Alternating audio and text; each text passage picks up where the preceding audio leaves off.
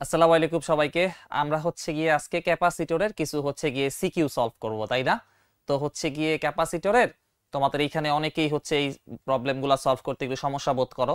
আর ক্যাপাসিটরটা থেকে একটু ঘুরায় পেঁচাও কিন্তু কোয়েশ্চেন দেওয়া যায়, আর এটা থেকে সবসময় কিন্তু কোয়েশ্চেন আসে, বোর্ডেও আসে, কলেজের পরীক্ষাতেও আসে, সবসময় আসে। আমি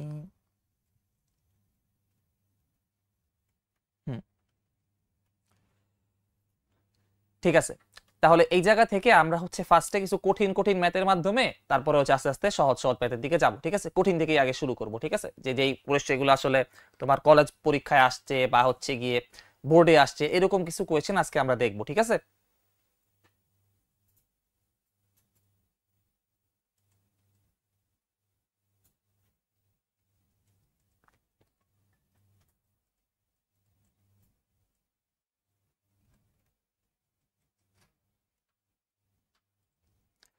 ঠিক আছে, যদি কোনো তোমাদের কোয়েশ্চেন থাকে তাহলে গিয়ে তোমরা গিয়ে এটা আমাকে চ্যাট বক্সে জানাই দিবা, আমি অ্যান্সার দেওয়ার চেষ্টা করব। চলো আমরা ক্লাসটা শুরু করি। ওয়ালাইকুম আসসালাম সবাইকে যারা সালাম দিতেছো।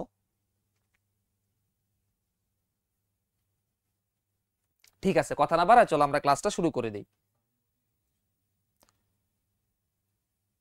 সাউন্ড তোমরা ঠিক মতো শুনতে পাইতেছো? একটু জানাই দিও তো সাউন্ডটা সবকিছু ঠিকঠাক মতো শুনতে পাইতেছো নাকি।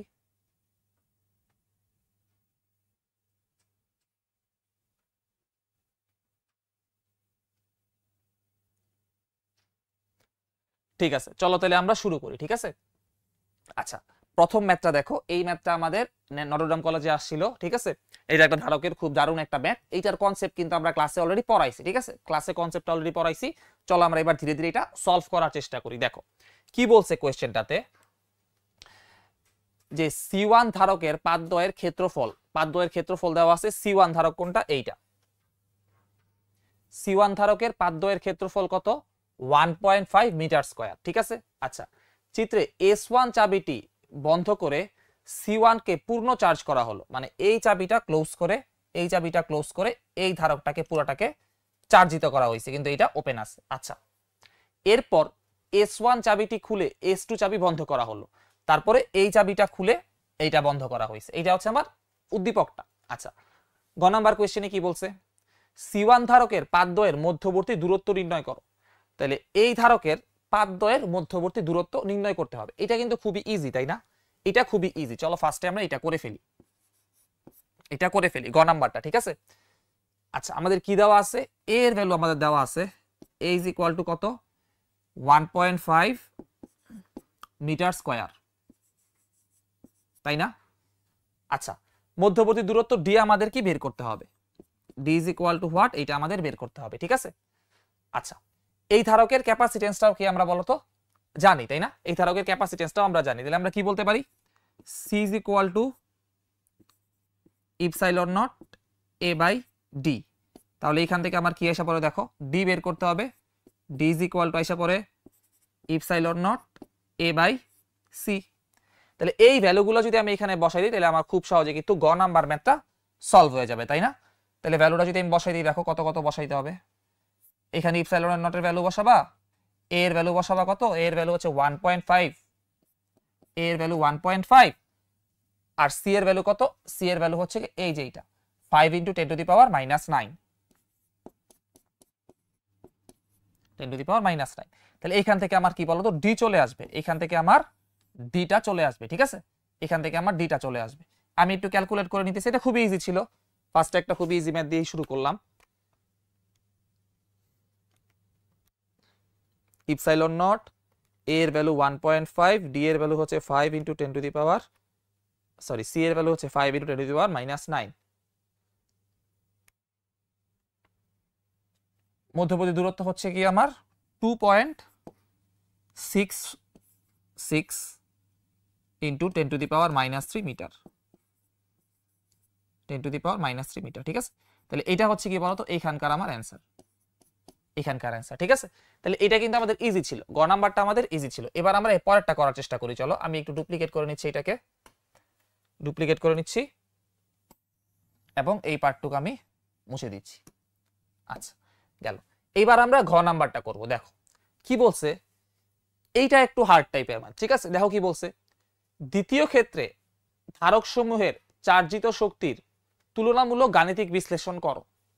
তার মানে যখন এই সুইচটা S1 সুইচটা বন্ধ ছিল, মানে এই দিক দিয়ে কারেন্ট ফ্লো হইতে পারতেছে, তখন আমার এইটা পুরোটা চার্জ হয়েছে। বেশ ভালো কথা। আচ্ছা, কিভাবে চার্জ হয়েছে আমি যদি তোমাদের একটু দেখাই দেই। যখন S1টা বন্ধ আছে, তার মানে এরকম একটা কানেকশন আমার এখানে আছে, ঠিক আছে? এই যে এরকম একটা কানেকশন আছে, ঠিক আছে? তার মানে এখানে কি, এই কানেকশনটা আমার ওপেন করা, মানে এই দিক দিয়ে আমার কোনো ইলেকট্রিসিটি ফ্লো হইতে পারবে না। তাহলে এইভাবে ইলেকট্রিসিটিটা ফ্লো হবে এবং এই ক্যাপাসিটরটা ফার্স্টে চার্জ হবে, C1 ক্যাপাসিটরটা চার্জ হবে। আচ্ছা, C1টা চার্জ হওয়ার পরে আমরা কি করছি, আমরা এই যে এই কানেকশনটা অফ করে দিছি, এই কানেকশনটা অফ করে দিছি এবং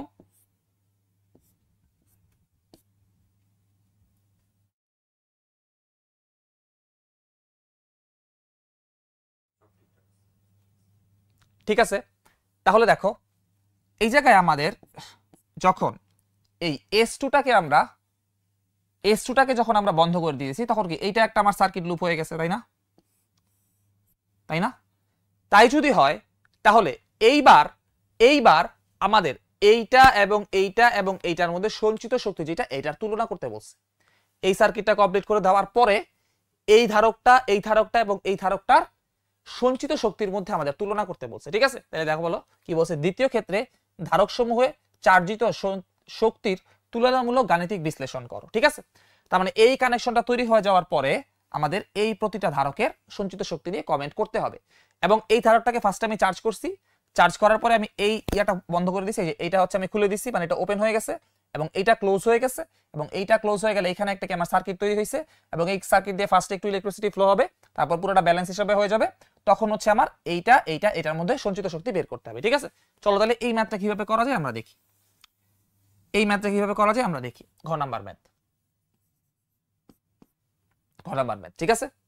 আচ্ছা, ফার্স্টে দেখো একটা জিনিস আমরা এর আগেও ক্লাসে বলছিলাম, যে দেখো যখন আমি একে চার্জ করছি তখন এর মধ্যে কিউ পরিমাণ চার্জ জমা হয়েছে, সবাই একটু মনোযোগ দিয়ে শুইলো। যখন আমি একে চার্জ করছি এর মধ্যে কিউ পরিমাণ চার্জ জমা হয়েছে। এখন যখন আমি ব্যাটারিটা খুলে ফেলছি, ব্যাটারিটা খুলে ফেলার পরে এইখানে আমি আবার কি কানেকশন দিছি এইগুলোর সাথে, ক্যাপাসিটরের সাথে, তো আমার একটা সার্কিট আবার তৈরি হয়েছে।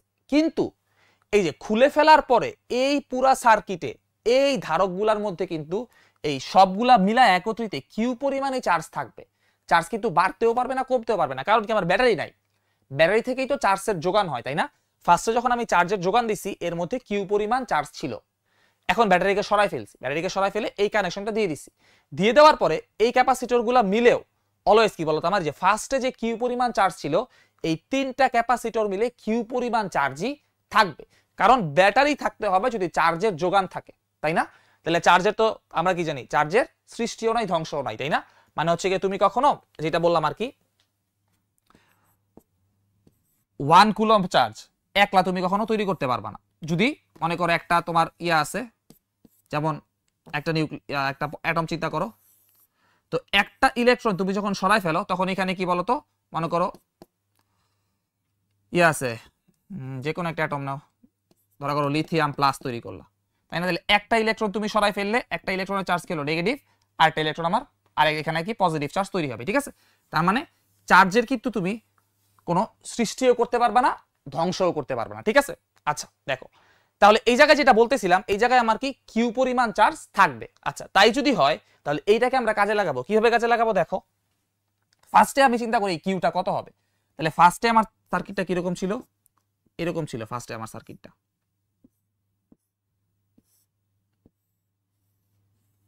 আচ্ছা, এখানে ক্যাপাসিটেন্স কত ছিল, 5 × 10⁻⁹ এত ফ্যারাড, ঠিক আছে? আচ্ছা, এখানে ভোল্টেজ কত, 10 ভোল্ট। তাহলে এর মধ্যে কি পরিমাণ চার্জ সঞ্চিত থাকবে, কিউ আমার বের করতে হবে, তাই না? সি ইজ ইকুয়াল টু কি ছিল, কিউ বাই ভি। ছিল কিউ বাই ভি। তাহলে কিউ ইজ ইকুয়াল টু হবে আমার সি ইন্টু ভি, তাই না?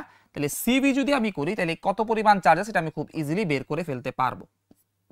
তাহলে সি এর ভ্যালু হচ্ছে আমার কত, 5 × 10⁻⁹ ইন্টু কত বলতো, 10। এটা করলে আমি এখানে কতটুকু চার্জ স্টোর আছে এটা খুব ইজিলি বের করে ফেলতে পারবো। কত আসলো, 5 into 10 to the power -9 into 10, 5 into 10 to the power -8 আসবে আর কি, এত কুলম্ব। আচ্ছা, ভালো কথা, বুঝলাম। তার মানে এই কিউ পরিমাণ চার্জই বলতো কি আমার, একটু ছোট করে নেই। আচ্ছা, এই কিউ পরিমাণ চার্জ দিয়ে আমার এই পরের সার্কিটে থাকবে। এবার আমি চলো পরের সার্কিটটা আঁকার চেষ্টা করি, পরের সার্কিটটা আঁকার চেষ্টা করি। এই একটা ক্যাপাসিটর ছিল, এই আর একটা ক্যাপাসিটর, এই আর একটা ক্যাপাসিটর, ঠিক আছে। আচ্ছা, বেশ ভালো কথা। আচ্ছা, তাই যদি হয় তাহলে দেখো আমার এইখানে এইখানে টোটালটার মধ্যে কতটুকু বলো তো, এই যে এই কিউ পরিমাণ চার্জ আছে, তাইলে আমি ধরা করো এই দুই প্রান্তের বিভবটা বের করতে চাই, এই দুই প্রান্তের ভোল্টেজটা কত হবে এটা ধরা করো আমি বের করতে চাই, ভোল্টেজ ডিফারেন্সটা কত হবে এটা আমি বের করতে চাই, ঠিক আছে। তাহলে দেখো এই যে এইখানে কয়টা আছে, টোটাল 3টা ক্যাপাসিটর আছে, তাই না। এই 3টা ক্যাপাসিটরকে যদি আমরা একটা ইকুইভ্যালেন্ট ক্যাপাসিটর দিয়ে প্রকাশ করতে চাই তাহলে কি রকম হবে দেখো তো। এই দুই প্রান্তের রেসপেক্টে আমরা ইকুইভ্যালেন্ট ক্যাপাসিটরটা চাইতেছি। আচ্ছা দেখো, এই জায়গায় কি 2 আর 3 কিতে আছে বলো তো, সিরিজে আছে, তাই না। তাহলে 2 আর 3 যদি সিরিজে থাকে তাহলে এখানে দুইটা মিলায় কত হবে, 2 inverse plus 3 inverse whole inverse, তাই না। কত আসে এটা দেখি একটু, 2 inverse plus 3 inverse whole inverse 1.2 আসতেছে, তাই না, 1.2 আসতেছে, ঠিক আছে।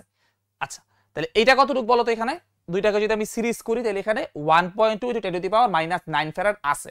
আচ্ছা, এখন এটার সাথে এটা আবার কি বলো তো, প্যারালাল আছে, তাই না, প্যারালাল আছে। তাহলে কি করতে হবে, 1.2 এর সাথে আমার কত যোগ করতে হবে বলো তো, এই যে এটা যোগ করতে হবে না, মানে 5 যোগ করতে হবে। তাহলে 5 যোগ করলে কত হবে, 6.2 × 10 to the power -9 farad.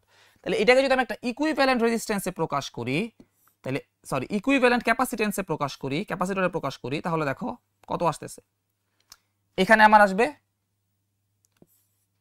6.2 into 10 to the power -9, তাই না।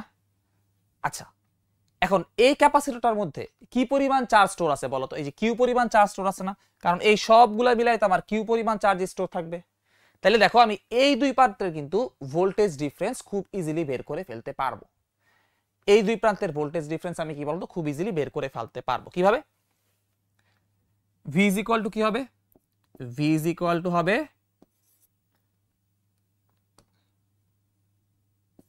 কিউ বাই সি, তাই না, Q by C, C is equal to Q by V, তাহলে ভি ইজ ইকুয়াল টু হবে কিউ বাই সি। তাহলে এটা যদি আমি একটু বসাই দিই তাহলে আমার হয়ে যেতেছে, দেখো কিউ এর ভ্যালু কত, 5 ইন্টু 10 টু দি পাওয়ার -8, ঠিক আছে, এটা হচ্ছে কিউ এর ভ্যালু। সি এর ভ্যালু কত, 6.2 into 10 to the power -9 into 10 to the power -9। তাহলে এই ক্যালকুলেশন করলেই কিন্তু আমার এখানে চলে আসবে, কত আসতেছে দেখি, 5 into 10 to the power -8, 6.2 into 10 to the power -9,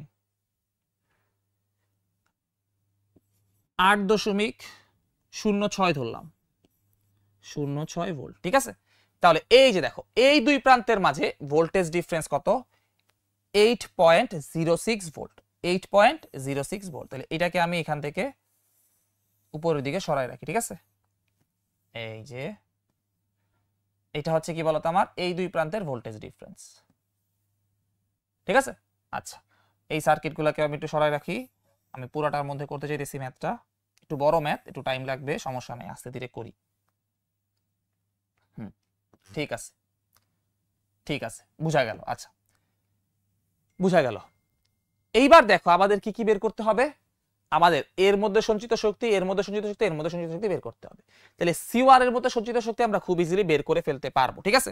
C1 এর মধ্যে সঞ্চিত শক্তির নাম দিলাম আমি ES1, ঠিক আছে।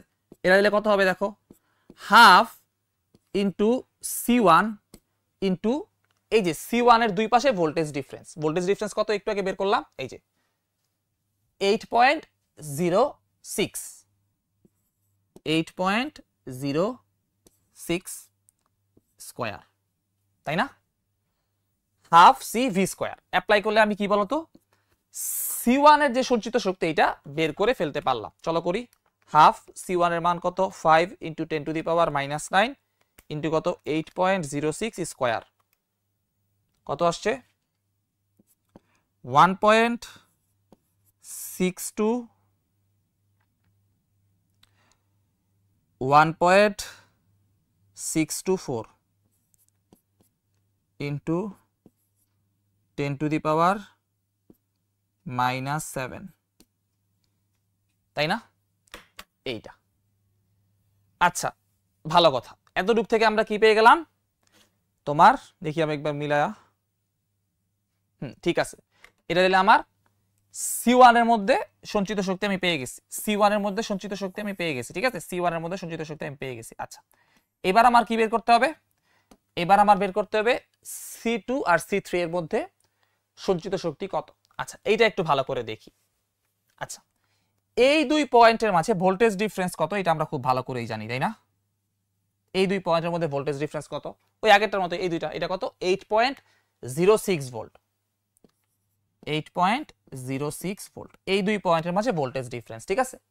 আচ্ছা এখন আমরা কি বলতে পারবো এই ক্যাপাসিটরটার মধ্যে ভোল্টেজ ডিফারেন্স কত আর এই ক্যাপাসিটরের দুই পাশে ভোল্টেজ ডিফারেন্স কত, মানে C2 এর দুই পাশে ভোল্টেজ ডিফারেন্স কত এবং C3 এর দুই পাশে ভোল্টেজ ডিফারেন্স কত, এটা কি আমরা বের করতে পারবো? পারবো, কিন্তু কিভাবে করব দেখো, আমাদের ইকুয়েশনটা কি ছিল, C = Q/V।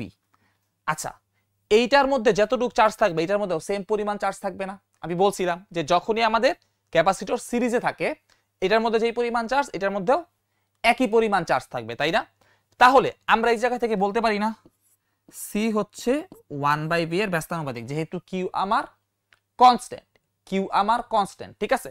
তাহলে দেখো এইখানে যদি আমি জাস্ট ভোল্টেজটাকে ডিভাইড করে দেই তাহলেই কিন্তু আমার হয়ে যেতেছে। কিভাবে দেখো, আমি ধরা করো এই দুই প্রান্তের মাঝে ভোল্টেজ ডিফারেন্সটা চাই, এই যে এই দুই প্রান্তের মধ্যে ধরা করো আমি ভোল্টেজ ডিফারেন্সটা চাই, ঠিক আছে, এই দুই প্রান্তের মধ্যে আমি ভোল্টেজ ডিফারেন্সটা চাই।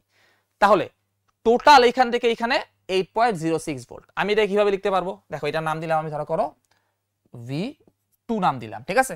তাহলে V2 = কি হবে দেখো, V2 = কি হবে, আচ্ছা এটার কত 2, এটার হচ্ছে গিয়ে 3, তাহলে আমি এটা কিভাবে লিখতে পারবো 2 ইনভার্স প্লাস 3 ইনভার্স, আচ্ছা আমি এটা ইয়া সহই নেই, দেখো কি যেন বলতেছে এখানে 10⁻⁹ সহই নেই, কিন্তু আমাদের বুঝতে সুবিধা হবে, ইনভার্স প্লাস এটা কত 3 × 10⁻⁹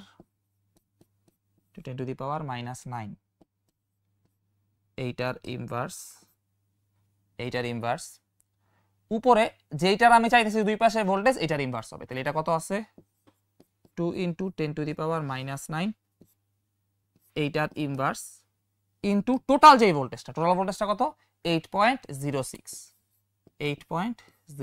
ঠিক আছে। তাহলে এই জায়গা থেকে এই ক্যালকুলেশন করলে আমাদের কিন্তু V2টা বের হয়ে আসবে, ঠিক আছে। কেন ইনভার্স দিয়ে করলাম এটা, আমি কেন ইনভার্স দিয়ে করলাম, এটা দেখো এখানে 1/V এর সমানুপাতিক বা C আর V হচ্ছে গিয়ে ব্যস্তানুপাতিক, এই কারণে আমার এখানে ইনভার্স গুলা নিয়ে আসা পড়া লাগছে। অনেকটা এরকম তোমরা ছোটবেলায় ম্যাথ করছো না, মনে করো যে আম হচ্ছে গিয়ে 2:3 অনুপাতে দুইজনের মধ্যে বিভক্ত করে দেওয়া হলো, তাহলে প্রথম জন কতটুকু আম পাবে, মনে করো আমার কাছে 50টা আম আছে, আমি 2:3 অনুপাতে ভাগ করে দিলাম, তখন তোমরা কিভাবে করতা ছোটবেলায়, তোমরা করতা যে 2:3 অনুপাতে ভাগ করলাম, তাহলে 2 নাম্বার ফার্স্টের জন কত পাবে 2 + 3 নিচে ইনটু হচ্ছে 50টা আম আছে টোটাল আম, তাহলে এইখান থেকে তোমরা বের করে ফেলতা যে 2 অনুপাতে যে পাইতেছে সে কতগুলো আম পাইতেছে। এই কাজটাই আমি এখানে জাস্ট করছি, কিন্তু এখানে ইনভার্স গুলা কেন নিছি, কারণ হচ্ছে গিয়ে C এর সাথে V এর সম্পর্ক কি ব্যস্তানুপাতিক, তাহলে তুমি খুব ইজিলি এখান থেকে V2 এর ভ্যালু বের করে ফেলতে পারবা। এখন আরেকটা জিনিস এখান থেকে বলি, সেটা হচ্ছে কি এই যে 10⁻⁹ এগুলো আসলে না দিলেও হইতো, কেন না দিলেও হইতো, কারণ এগুলো হচ্ছে গিয়ে দিন শেষে কি তোমার কাটাকাটি চলে যাবে, তাহলে এই জায়গায় জাস্ট অনুপাতটা আমার ম্যাটার করতেছে, তাই না? তাহলে চলো আমরা একবার করি, দেখি কি অবস্থা, পুরোটা বসাই করি। 2 × 10⁻⁹ whole inverse plus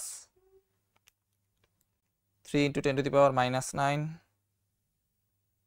whole inverse 2 × 10⁻⁹ inverse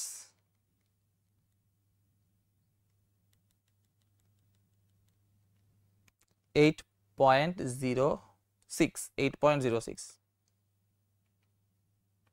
ঠিক আছে, আমার আসে পড়ছে 4.836 ভোল্ট। আচ্ছা, এটা পেয়ে গেলাম। আচ্ছা, তাহলে এতটুক যদি 4.836 হয়, বাকিটাও কি এখানে নষ্ট, এখানে চলে যাবে, তাই না? তাহলে এখান থেকে আমার V3 কত হবে, এটার ডিফারেন্স যদি আমি বলি V3, আমি লিখলেই বুঝে যাবা। এটার নাম যদি আমি দিই V3, এটার নাম দিয়ে আমি যদি V3, তাহলে V3 কত হবে 8.06 মাইনাস 4.836, ঠিক আছে? কত আসতেছে একটু দেখি।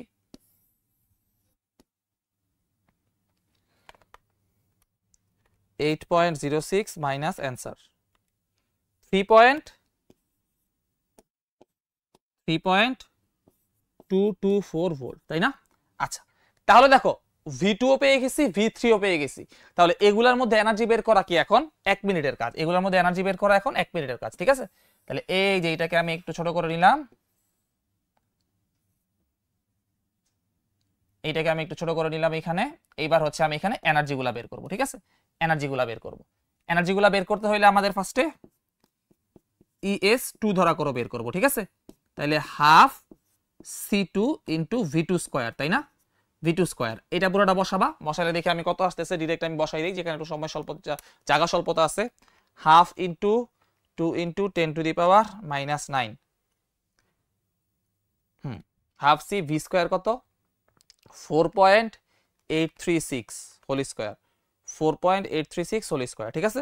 তাহলে এটা আসতেছে কত 2.3386 ইন্টু 10 টু দি পাওয়ার -8, ঠিক আছে? 10 টু দি পাওয়ার -8, ঠিক আছে? তাহলে এটা হচ্ছে এত জুল, এই জায়গায় আসতেছে। এটা কত আসছিল, এত জুল আসছিল। এখন 3টা বের করা খুবই easy, half C3 into V3 square. তাহলে এই জায়গা থেকে কত চলে আসছে দেখি, হাফ C3 কত 3 ইন্টু 10 টু দি পাওয়ার -9,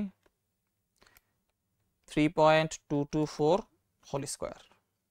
এটা আসতেছে 1.559 into 10 to the power -8 joule, ঠিক আছে? 8 জুল, ঠিক আছে?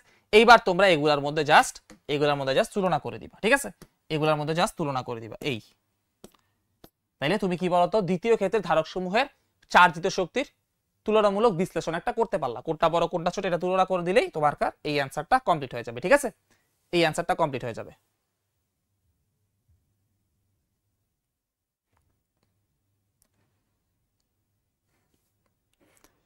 ঠিক আছে, আশা করি বুঝতে পারছো। ঠিক আছে, আশা করি বুঝতে পারছো। চলো আমরা সামনের দিকে আগাই, আমাদের অনেকগুলো ম্যাথ, তো আমরা ধীরে ধীরে সামনের দিকে আগাই যাই। তাহলে এটা ছিল আমাদের এনডিসিতে আসা একটা খুব ভালো একটা ম্যাথ, ঠিক আছে? তারপরে দেখো এটা একটা হলিক্রসে আসা ম্যাথ, এটাও মোটামুটি একটা ভালো ম্যাথ। দেখো কি বলছে, এটা মোটামুটি তুলনামূলক একটু ইজি। দুইটি ধারকের শ্রেণী সমবায় ও সমান্তরাল সমবায়ের ক্ষেত্রে আধান বনাম ভোল্টেজের একটা লেখচিত্র পাশে দেখানো হলো। আচ্ছা, আধান বনাম ভোল্টেজের একটা লেখচিত্র দেখানো হয়েছে। আচ্ছা, উদ্দীপকের দুইটি ধারকের ধারকত্ব নির্ণয় করো। আচ্ছা, তাহলে আমার কাছে দুইটা ধারক আছে, এইটা একটা সমবায় দুইটা ধারকের, এটা হচ্ছে কি শ্রেণী সমবায়, আর একটা সমবায় আছে কি সমান্তরাল সমবায়, ঠিক আছে? আর একটা সমবায় হচ্ছে কি সমান্তরাল সমবায়, ঠিক আছে? এই দুইটা সমবায়ের ক্ষেত্রে আমার এখানে কি দেওয়া আছে দেখো, এখানে আমার সি ভার্সেস ভি গ্রাফ দেওয়া আছে পুরো সমবায়টার জন্য, ঠিক আছে? আচ্ছা, তাহলে ধরা করো আমি দেখি দুইটা ঢাল কত। এই গ্রাফটার ঢাল কি নির্দেশ করতেছে, এই গ্রাফটার ঢাল নির্দেশ করতেছে কিউ বাই ভি, তাই না? Q by V which means capacitance, তাই না? ক্যাপাসিটেন্স। তার মানে এই গ্রাফটার ঢাল ক্যাপাসিটেন্স নির্দেশ করতেছে। তাহলে এই যে গ্রাফটা আছে, এই গ্রাফটা এর ঢাল কত হবে, এর ঢাল কত হবে? এর ঢাল হবে গিয়ে, এটা যদি আমি ঢালটা বের করতে চাই, এটা হবে কি বলতো 500, দেখো এটা কিন্তু মাইক্রোকুলম্বে দেওয়া আছে, তাই না? Into 10 to the power -6 divided by কত হবে, ডিভাইডেড বাই 10, ডিভাইডেড বাই 10, তাই না? তাহলে এইটা হচ্ছে গিয়ে এই গ্রাফের ঢাল কত আসে, আমি একটু ক্যালকুলেট করে নিই। 10 to the power -6 divide by 10, ঠিক আছে? 5 ইন্টু 10 টু দি পাওয়ার -5, এটা হচ্ছে কি একটা সমবায়ের ক্যাপাসিটেন্স। আচ্ছা, এবার এটার ঢালটাও বের করি। এটার ক্যাপাসিটেন্স এই গ্রাফের জন্য, এই সমবায়টা যেই গ্রাফ কে নির্দেশ করতেছে তার হচ্ছে ক্যাপাসিটেন্সটা আমরা বের করার চেষ্টা করি। চলো, এখানে কত আসবে? এখানে আসবে 80 × 10⁻⁻6 ডিভাইডেড বাই 10, তাই না? এটা আসবে, এটা কত আসতেছে? 80 × 10⁻⁻6, তাই না? এটা আসতেছে 8 × 10⁻⁻6, 8 × 10⁻⁻6, ঠিক আছে? 8 × 10⁻⁻6। তাহলে দেখো এই ভ্যালুটা আমার কি ছোট, আর এই ভ্যালুটা আমার কি বলতো বড়, তাই না? আচ্ছা, এই দুইটা সমবায়, এই জায়গায় যেই ক্যাপাসিটেন্স এইখানেও সেম ক্যাপাসিটেন্স, এটা যদি আমার C1 হয়, এটা C2 হইলো, এটা আমার C1, এটাও C2, ঠিক আছে? তাহলে তোমরা আমাকে একটু বলো তো যে এইটার ইকুইভ্যালেন্ট ক্যাপাসিটেন্স বেশি হবে নাকি এইটার ইকুইভ্যালেন্ট ক্যাপাসিটেন্স বেশি হবে? অবশ্যই কি বলতো, এইটার ইকুইভ্যালেন্স ক্যাপাসিটেন্স বেশি হবে, কারণ কি এখানে আমাদের দুইটাকে যোগ করে দিতে হয়, C1 + C2, তাই না? C1 + C2। আমি যদি আবার একটু ভালো করে দেখাই, এইখানকার ইকুইভ্যালেন্ট ক্যাপাসিটেন্স কত? এইখানকার ইকুইভ্যালেন্স ক্যাপাসিটেন্স হচ্ছে C1 × C2, C1 + C2, sorry. আর এইখানকার ইকুইভ্যালেন্স কতটুকু? C1 inverse plus C2 inverse whole inverse. এইখানকার ইকুইভ্যালেন্স ক্যাপাসিটেন্স এইখানে যেটা ছোট এর থেকেও ছোট হয় সব সময়, মনে রাখবা। দুইটাকে যখন আমরা শ্রেণী করি তখন এদের যে ইকুইভ্যালেন্স ক্যাপাসিটেন্স এটা এই দুইটার মধ্যে যেটা ছোট তার থেকেও ছোট হয়। এটাকে এইভাবেও লেখা যায়, এটাকে শর্টকাটে দুইটা থাকলে এইভাবেও লেখা যায়, C1 × C2 divided by C1 + C2। Simple algebra করলেই দেখবা লেখা যায়, ঠিক আছে? আচ্ছা, তার মানে অবশ্যই এইটা কি বলতো বড়, এইটা কি ছোট। তাহলে এই যে যেটা বড় এটা হচ্ছে এইটা, তার মানে এই যে গ্রাফটা এটা কোন সমবায়ের বলতো? এটা হচ্ছে সমান্তরাল সমবায়ের, আর এটা হচ্ছে কি আমার সিরিজ সমবায়, ঠিক আছে? আচ্ছা, এবার বলছে উদ্দীপকে দুটি ধারকের ধারকত্ব নির্ণয় করো, C1 আর C2 এর মান নির্ণয় করতে বলছে। তাহলে দেখো খুব ইজিলি আমরা এখান থেকে কিভাবে করে ফেলবো এই জিনিসটা বুঝাই। এখানে হচ্ছে ইম্পর্টেন্ট যে C1 + C2 ইকুয়াল টু হবে গিয়ে 5 × 10⁻⁻5, 10⁻⁻5। কারণ কি? কারণ হচ্ছে গিয়ে যদি দুইটাকে তুমি সমান্তরালে করো তখন হচ্ছে কি আমার ক্যাপাসিটেন্স বৃদ্ধি পায়, মানে এখানে যেটার ক্ষেত্রে ক্যাপাসিটেন্স বড় ওইটা হচ্ছে কি আমার সমান্তরাল নির্দেশ করতেছে, আর এইটা কি এটা হচ্ছে কি আমার শ্রেণী নির্দেশ করতেছে, শ্রেণী সমবায়টা নির্দেশ করতেছে। তাহলে শ্রেণী সমবায়ের ক্ষেত্রে কি হবে? C1 + C2 ইকুয়াল টু কত আমার এখানে 8 × 10⁻⁶, ঠিক আছে? আচ্ছা, এবার এই জায়গা থেকে জাস্ট আমার C1 আর C2 এর ভ্যালু বের করতে হবে। খুবই ইজি, তাই না? কিভাবে? খুব ইজি, দেখো এই যে C1 + C2 এটার ভ্যালু যদি এখানে বসাই দিই তাহলে C1 × C2 কত আসবে? C1 × C2 আসবে 8 × 10⁻⁻6 ইন্টু 5 × 10⁻⁻5, 5 × 10⁻⁻5, তাই না? এটা আসতেছে, তাই না? দেখি কত আসে। 8 × 5 10⁻⁻6 × 10⁻⁻5, ঠিক আছে? 4 × 10⁻⁻10, 4 × 10⁻⁻10 আসতেছে, ঠিক আছে?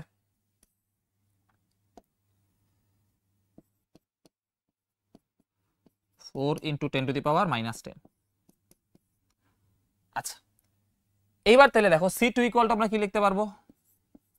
C2 ইকুয়াল টু আমরা লিখতে পারবো 4 × 10⁻⁻10 ডিভাইডেড বাই C1। তাহলে এই C2টা যদি এখানে বসাই দিই তাহলে কি আসতেছে দেখো, এইটাকে এখানে বসাই দিতেছি, ঠিক আছে? তাহলে আসতেছে এখানে করি, এটাকে একটু সরাই নেই, এই পাশটাই করতেছি, দেখো তাইলে আসবে কি C1 + 4 × 10⁻⁻10 divided by C1 equal to কত 5 × 10⁻⁻10, সরি -5, ঠিক আছে? তাহলে এখান থেকে দেখো আমার C1 এর ভ্যালু চলে আসবে। আমি যদি নিয়ে আসি x + 4 × 10⁻10 divided by x equal to কত 5 × 10⁻⁻5। এই যে C1 আসছে আমার কত? C1 আসছে 4 × 10⁻⁻5 এত ফ্যারাড। এবার আসবে আমার কত বলতো? এবার আসবে আমার C2 তো জাস্ট এই জায়গা থেকে নিয়ে এসে পড়া যাবে 5 × 10⁻5 মাইনাস অ্যান্সার করে দিলে আমার কাজ শেষ 1 × 10⁻⁻5, ঠিক আছে? তাহলে দেখো খুব ইজিলি আমরা কিন্তু C1 আর C2 এর ভ্যালু নিয়ে এসে পড়লাম। এটা আমার তাহলে কি ছিল, গ নাম্বারটা ছিল, তাই না? গ নাম্বারটা আবার এটা ছিল, তাহলে এইটাই হচ্ছে আমার অ্যান্সার। ঠিক আছে। আচ্ছা, এইবার বলছে এর পরেরটা দেখো, আমি একটু কপি করে নেই এটাকে।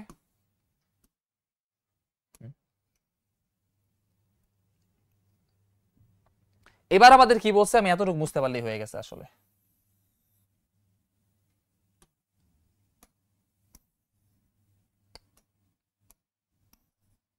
এটা হচ্ছে আমার ঘ নাম্বারটা করতেছি, কি বলছে দেখো, উদ্দীপক অনুসারে ধারকগুলো উভয়ের সঞ্চিত শক্তি তুলনা করো।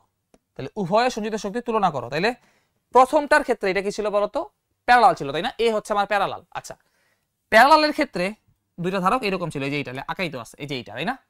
আচ্ছা, এইটার ইকুইভ্যালেন্স ক্যাপাসিটেন্সটা কোনটা? এইটার ইকুইভ্যালেন্স ক্যাপাসিটেন্সটাই হচ্ছে এই যে এইখানে যেটা আমরা বের করছি, এটা না, এটা কত? এটা হচ্ছে 5 × 10⁻⁻5, তাই না? আচ্ছা, বুঝতে পারলাম। তাহলে এইটার ইকুইভ্যালেন্স রেজিস্ট্যান্স জানি, এবং এইটার দুই পাশে যে ভোল্টেজ এটাও কি আমি জানি, তাই না? এই যে কত ভোল্ট, 10 ভোল্ট অ্যাপ্লাই করছে, তাই না? 10 ভোল্ট অ্যাপ্লাই করছে। তাহলে 10 ভোল্ট অ্যাপ্লাই করলে আমার এই ধারকের সঞ্চিত শক্তি কত এটা বের করতে বলছে। মানে এই ধারকটাই না, মানে এই সিস্টেমটাতে সঞ্চিত শক্তি কত, মানে দুইটা মিলে যে সিস্টেমটা তৈরি হইলো প্যারালালের, এর যে কত, এই যে এখানে যদি আমি 10, আমি একটু ভালো করে বুঝি, এখানে যদি আমি একটা ব্যাটারি লাগাই 10 ভোল্টের, তাহলে এই সিস্টেমের মধ্যে কতটুকু শক্তি আমার সঞ্চিত আছে এটা আমার বের করতে বলছে, ঠিক আছে?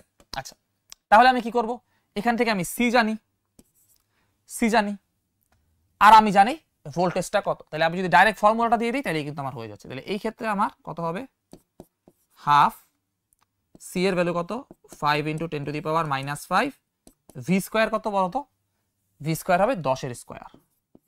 তো এটা কত আসতেছে, আমি একটু ক্যালকুলেট করি, হাফ × 5 × 10⁻⁻5 × 10 স্কোয়ার, ঠিক আছে, 2.5 × 10⁻³ এত কি বলতো, এত জুল, এনার্জি এত জুল, তাই না? এত জুল, ঠিক আছে। তাহলে এটা কি বলতো, এই সিস্টেমে আমার এই পরিমাণ এনার্জি স্টোর আছে। এখন আমি এইটা করার চেষ্টা করি, চলো এখন আমি এটা করার চেষ্টা করি, পুরোটাকে একটু ধরি, একটু ছোট করে নিয়ে আসি, নিচে নামাই দিই। এবার আমরা কোটা করার চেষ্টা করবো, এটা করার চেষ্টা করবো, ঠিক আছে? আচ্ছা, এটার ক্ষেত্রে আমি সেম কাজ করব।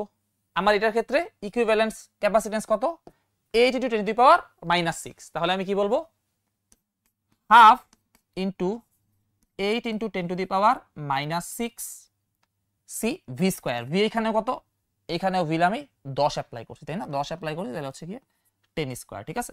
তাহলে এখান থেকে এটা আমার কত আসছে দেখি, 8 × 10⁻⁻6, এটা আসতেছে 4 × 10⁻⁻4।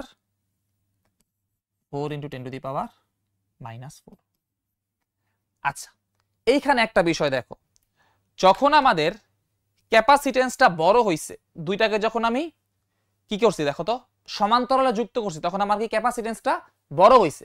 আর ক্যাপাসিটেন্সটা বড় হইলে আমার কি বলতো, সঞ্চিত শক্তিটা বেশি হইছে।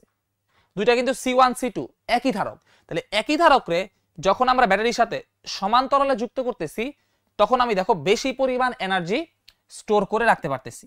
কিন্তু যখন আমি সিরিজে যুক্ত করতেছি বা শ্রেণীতে যুক্ত করতেছি, তখন কিন্তু আমি বেশি পরিমাণ এনার্জি রাখতে পারতেছি না এইটার তুলনায়।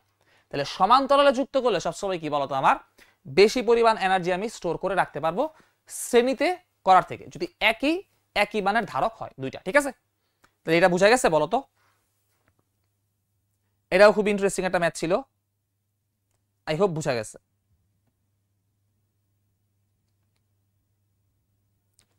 তাহলে এইভাবে তুলনা করে দিবা, অ্যান্সারটা লিখে দিবা, কাজ শেষ। এখানকার এটাই অ্যান্সার, ঠিক আছে, এইটা আর এইটা। চলো আমরা সামনের ম্যাথে যাই। এটা দেখো, এটা আইডিয়ালে আসছিল, এই ম্যাথটাও বেশ ইন্টারেস্টিং, দেখো কিভাবে করব আমরা। এখানে বলা আছে চিত্রে C1 C2 C3 এবং C4 এই কয়টা হচ্ছে কি আমার বলতো ধারক আছে, সবগুলা এখানে কি মাইক্রোফ্যারাড। এম দিছে কেন আবার, মাইক্রোফ্যারাড ধরো, এখানে এম থাকার কথা না, 6 মাইক্রোফ্যারাড। আচ্ছা, পরবর্তীতে চিত্র 2A বিন্দুতে 10 কি বলছে, চিত্র 2 আছে, চিত্র 2 আমাদের নাই, এটাই হচ্ছে চিত্র 1, ঠিক আছে? তাহলে ওই পার্টটুক বাদ দাও, আমরা শুধু গ নাম্বারটা সলভ করব। চিত্র 1-এ পি ও কিউ এর বিন্দুর মধ্যে বিভব পার্থক্য নির্ণয় করো। আচ্ছা, কি বলছে আমাদের, একটা সার্কিট দেওয়া আছে, সার্কিটে এই ধারকগুলো আছে, আমাদের বলছে যে পি আর কিউ এর মাঝে বিভব পার্থক্য বের করতে, পি আর কিউ এর মাঝে বিভব পার্থক্য বের করতে। আচ্ছা, কিভাবে করা যায় দেখো, এটাও কিন্তু খুবই ইজি, এটাও আমরা ওই যে আগের একটা সিস্টেম করছি ওটা থেকে করতে পারবো, এনডিসির ম্যাথটাতে যেই লজিকটা কাজে লাগাইছে ওটা ইউজ করেই করতে পারবো। দেখো, এই দুই প্রান্তের মধ্যে ভোল্টেজ ডিফারেন্স কত, এই দুই প্রান্তের মধ্যে ভোল্টেজ ডিফারেন্স 12, আমি ধরলাম এটাকে আমি গ্রাউন্ড করে দিলাম, তাহলে গ্রাউন্ড করে দেওয়া মানে কি এই পুরোটাতে হচ্ছে 0, তাহলে এইখানে ভোল্টেজ কত হবে +12 ভোল্ট, তাই না? যেহেতু এই দুইটার মধ্যে ডিফারেন্স কত 12 ভোল্ট, তাই না? তাহলে এটাকে যদি 0 ধরি, এটাকে আমি আপার ভোল্টেজ ধরছি যে ব্যাটারির দিক অনুসারে, তাহলে এটা হচ্ছে +12। আচ্ছা দেখো, এখন আমি চাইতেছি এই পয়েন্টের ভোল্টেজটা বের করতে, তাহলে এই জায়গা থেকে এই জায়গায় টোটাল ভোল্টেজ ড্রপ কত 12 ভোল্ট, আমি চাইতেছি এই জায়গা থেকে এই জায়গায় ভোল্টেজ ড্রপ কত এটা বের করতে, এটার নাম দিলাম আমি ধরা করো V1, ঠিক আছে? V1 এটা আমি বের করতে চাইতেছি। আচ্ছা, তাহলে আবার ওই সেম লজিক দেখো, এইখানে যেই পরিমাণ চার্জ আছে এইখানেও সেম পরিমাণ চার্জ থাকবে না, যেহেতু এরা সিরিজে আছে, যদি সিরিজ থাকে এটাতে যেই পরিমাণ চার্জ আছে এটাতেও সেম পরিমাণ চার্জ থাকবে। আচ্ছা, তাহলে আমরা কি বলতে পারবো, C সমানুপাতিক 1/V, যেহেতু কিউ আমার কনস্ট্যান্ট, তাই না? আমি বের করতে চাইতেছি V1, তাহলে আমি V1টা বের করতে চাইতেছি, তাহলে V1টা আমি কিভাবে বের করতে পারি দেখো, তাহলে এইটার যে ক্যাপাসিটেন্স এইটার যে ক্যাপাসিটেন্স এদের ইনভার্স করে যোগ করতে হবে, তাহলে C3 কত আছে আমার এখানে, C3 আছে 3 × 10⁻⁻6, 3 × 10⁻⁻6 whole inverse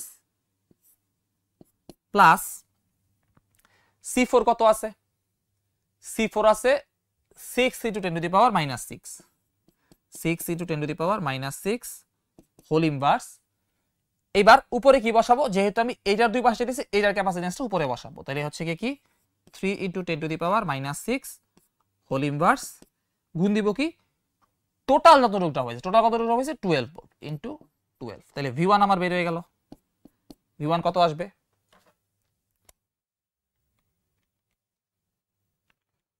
three into 10⁻⁻6 whole inverse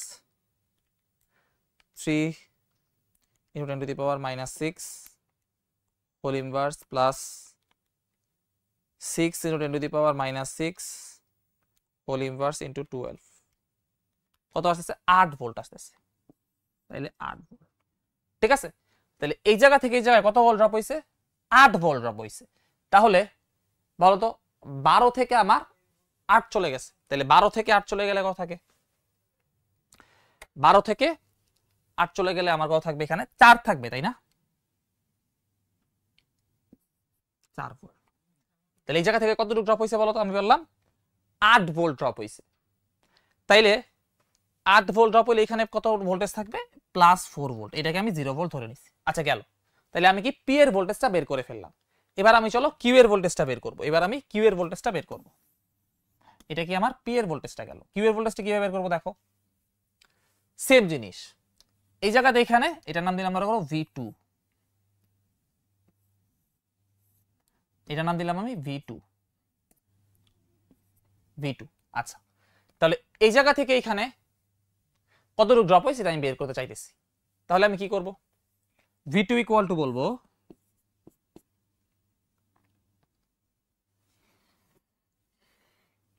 V2 equal to আমি কি বলবো দেখো,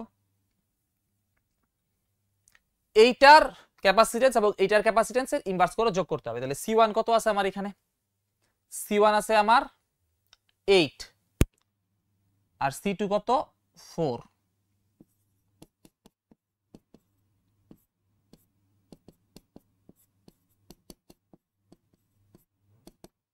এটা হইতেছে, তাই না?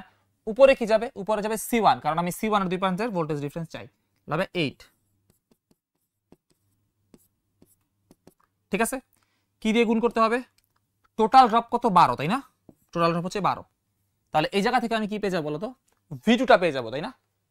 V2 কতটুকু ড্রপ হয়েছে এটা আমি পেয়ে যাবো, ঠিক আছে? তাহলে এটা করি চলো, 8 into 10 to the power minus 6 plus 4 into 10 to the power minus 6 whole inverse দিতে হবে, ইনভার্স দিই নাই, ইনভার্স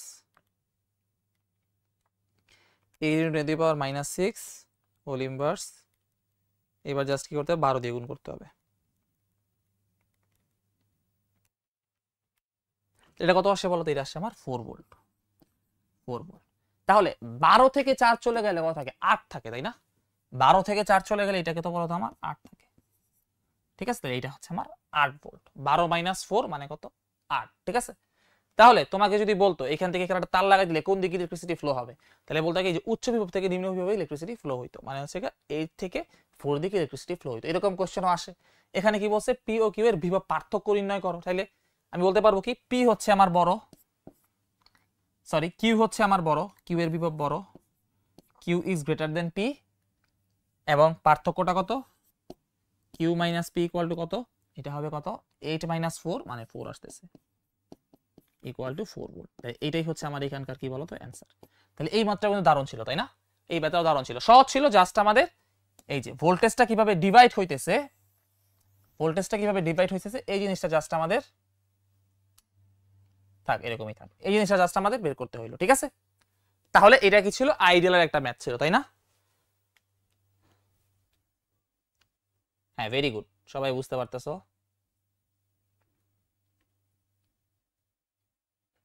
ঠিক আছে, চলো আমরা আবার সামনের দিকে আগাই, তাড়াতাড়ি করে আমরা আগাই যাবো আজকে, যেহেতু অনেকগুলা ম্যাথ আছে। এটা দেখো, এটা চট্টগ্রাম বোর্ডের একটা ম্যাথ, ঠিক আছে? এটা চট্টগ্রাম বোর্ডের একটা ম্যাথ। কি বলছে? ক্ষেত্রফলটা কত? 20 সেন্টিমিটার কিউব ক্ষেত্রফলের দুটি ধাতব পাতকে 3 সেন্টিমিটার ব্যবধানে রেখে চিত্র অনুযায়ী ধারক তৈরি করা হলো। আচ্ছা, ভালো কথা। পরবর্তীতে কি করছে? কে ইজ ইকুয়াল টু 5, এটা হচ্ছে পরাবৈদ্যুতিক ধ্রুবক, এবং 2 মিলিমিটার পুরুত্বের বিশিষ্ট একটি ব্লক পাতদ্বয়ের মাঝে রাখা হলে ধারকত্ব নির্ণয় করো। প্রথম ক্ষেত্রের তুলনায় দ্বিতীয় ক্ষেত্রে ধারকের কিরূপ পরিবর্তন হবে জানতে চেয়েছে। আচ্ছা, তাহলে দেখো কি বলছে, এদের মাঝখানে ডিফারেন্স কত? 3 সেন্টিমিটার প্রথমে ছিল। আচ্ছা, এরপরে কি করছে? পরবর্তীতে 5 পরাবৈদ্যুতিক ধ্রুবক বিশিষ্ট 2 মিলিমিটার পুরুত্বর, মানে ছোট্ট একটা স্লিট এর মাঝে ঢুকাইছে। ছোট্ট একটা স্লিট কি বলতো এর মাঝে ঢুকাইছে, যেটা পুরুত্ব কত? যেটা পুরুত্ব হচ্ছে গিয়ে 2 মিলিমিটার, 2 মিলিমিটার, তাই না? 2 মিলিমিটার, ঠিক আছে? 2 মিলিমিটার। আচ্ছা, রাখা হলে তাহলে হচ্ছে প্রথমে এবং পরে ধারকত্ব কত, এটা তুলনা করতে বলছে। চলো এটা করি, চলো এটা করি। এটা আমি তোমাদের কিভাবে করাইছিলাম, যে বলাইছিলাম জাস্ট অনেকগুলা কি করবা, অনেকগুলা 3টা ধারকের, এটা একটা কি হবে বলতো? 3টা ধারকের একটা সিরিজ কানেকশন হবে। কিভাবে হবে চলো আমরা দেখি। ফার্স্টে ক্যাপাসিটেন্স কত ছিল এটাকে বের করতে হবে, ঠিক আছে? ফার্স্টে ক্যাপাসিটেন্সের নাম ধরলাম আমি, ধরো করো সি ইনিশিয়াল, এটা এইখানে বের করে ফেলি। সি ইনিশিয়াল প্রথম অবস্থাতে কতটুকু ছিল? সি ইনিশিয়াল, এটা খুবই easy, epsilon naught A by A হবে। ইপসাইলন নট এ এর ভ্যালু কত? 20 সেন্টিমিটার স্কয়ার, তাই না? তাহলে 20 সেন্টিমিটার স্কয়ার, এটা কি দিতে হবে? মিটার নিতে হবে, তাই না? তাহলে 10 টু দি পাওয়ার -2 দিয়ে গুণ করলে মিটারে চলে যাবে। এটার কি বলতো?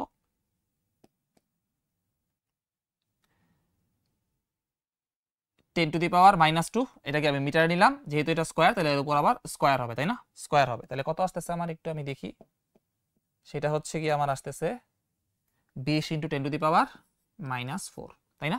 তাহলে আমি মিটার স্কয়ার নিয়ে নিলাম, সেন্টিমিটার স্কয়ারকে আমি কি করলাম?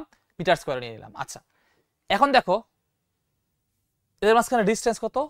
3 সেন্টিমিটার। তাহলে হচ্ছে কি আমার এখানে 3 ইন্টু 10 টু দি পাওয়ার -2 দিলেই আমার কিন্তু কাজ হয়ে যেতেছে, তাই না? হয়ে যেতেছে। এখান থেকে আমার সি ইনিশিয়ালটা এসে পড়বে। কত আসতেছে একটু দেখি, ক্যালকুলেট করে নেই। আজকে বেশ ক্যালকুলেটর চাপতে হইতেছে, তাই না? 20 into 10 to the power -4, 3 into 10 to the power -2,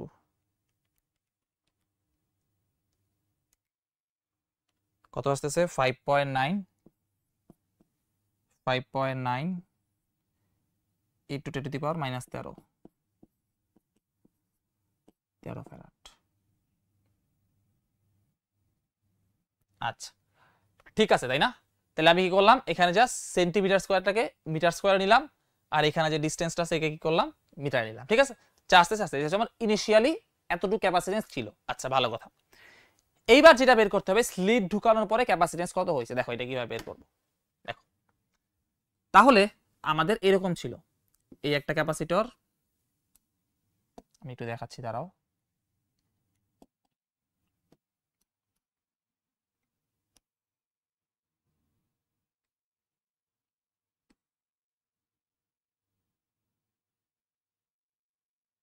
একটু বড় করে আঁকি, তাই না?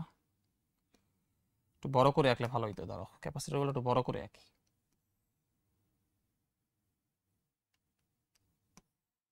এবার ঠিক আছে।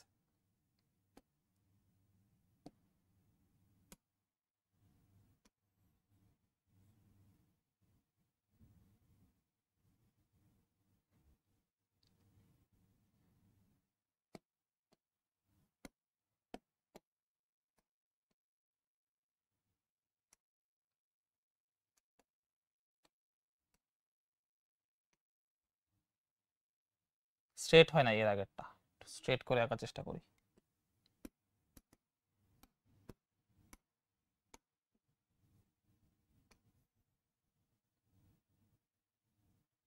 ঠিক আছে, তাহলে দেখো এই পুরাটা হচ্ছে আমার কত বলা ছিল, এই পুরাটা ছিল আমার 3 সেন্টিমিটার, তাই না? এই পুরাটা ছিল আমার 3 সেন্টিমিটার, আর এই পুরাটা হচ্ছে আমার কত বলতো, 2 মিলিমিটার বলছে না, 2 মিলিমিটার বা হচ্ছে গিয়ে 2 × 10⁻⁻1 সেন্টিমিটার আর কি। যাই হোক, আমি একটু অন্যভাবে লিখি, দেখো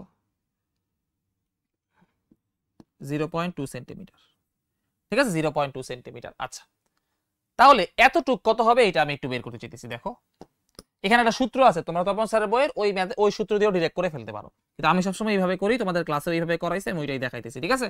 আচ্ছা, কারণ এইভাবে করলে সুবিধা কি, এটাকে যদি আগে পিছিয়ে দেয় তাহলে কিরকম হবে এটাও তুমি বুঝতে পারো। এখানে জাস্ট ঠিক মাঝে আছে, যদি ঠিক মাঝে থাকে তাহলে দেখো এতটুকুর ডিসটেন্স আমার বের করতে হবে, ঠিক আছে? এতটুকুর ডিসটেন্স বের করতে হবে। মাঝ বরাবর আমি একটা ডট ডট লাইন লিখে দিই, দাঁড়াও, মাঝ বরাবর আমি একটা ডট ডট লাইন টেনে দিই, এই যে দেখো এটা হচ্ছে আমার ডট ডট লাইন, ঠিক আছে?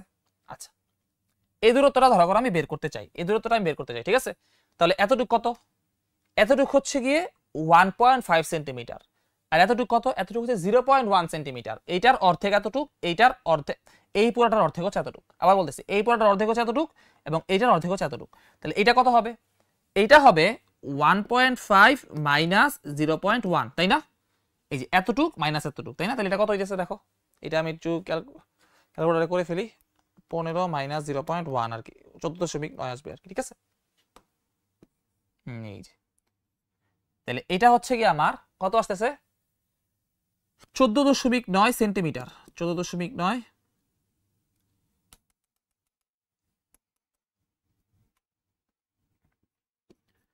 14.9 সেন্টিমিটার, ঠিক আছে? এটা হচ্ছে আমার 14.9 সেন্টিমিটার, ঠিক আছে?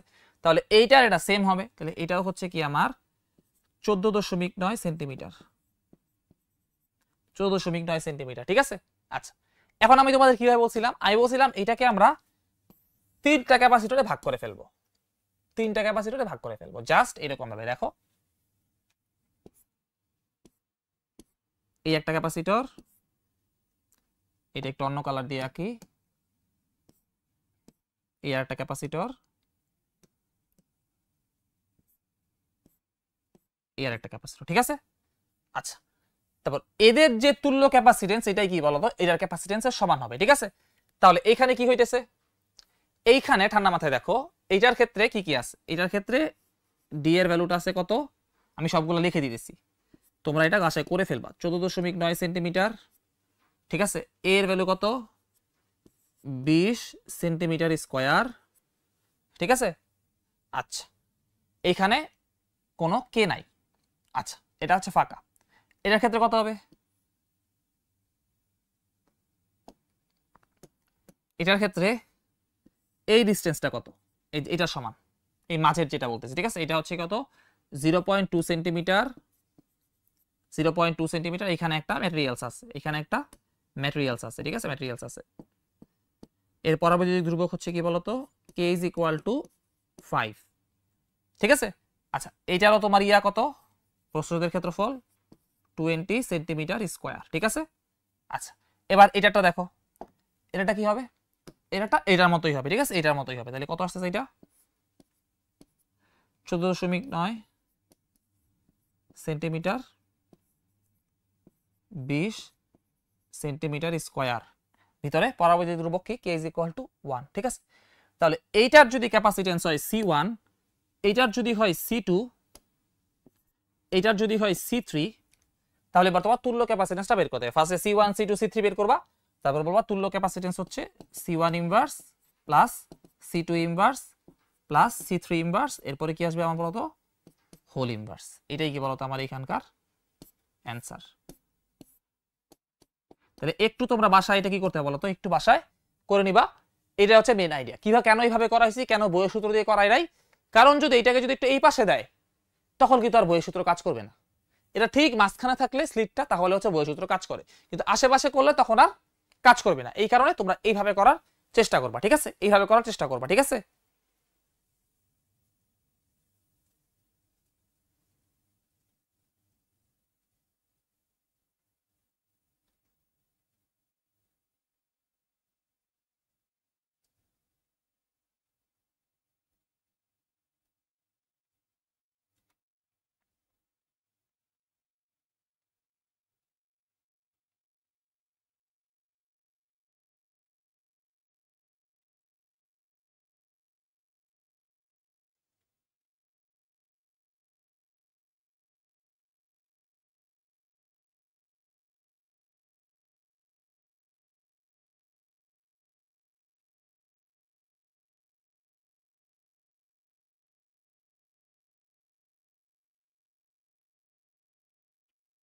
সাবির কোনটাতে প্রবলেম হয়েছে আমাকে একটু বুঝায় বলো তো।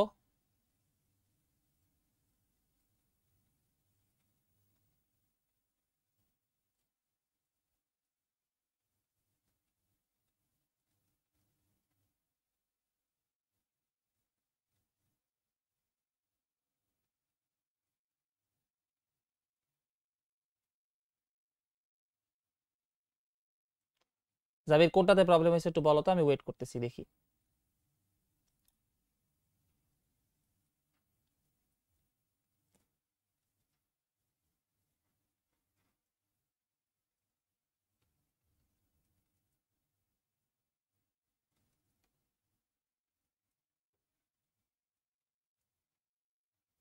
আগের কোয়েশ্চেনটায়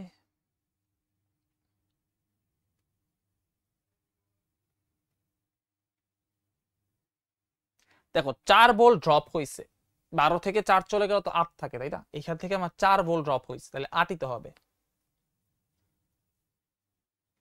এটাতে কোনো প্রবলেম হয়েছে বলো তো।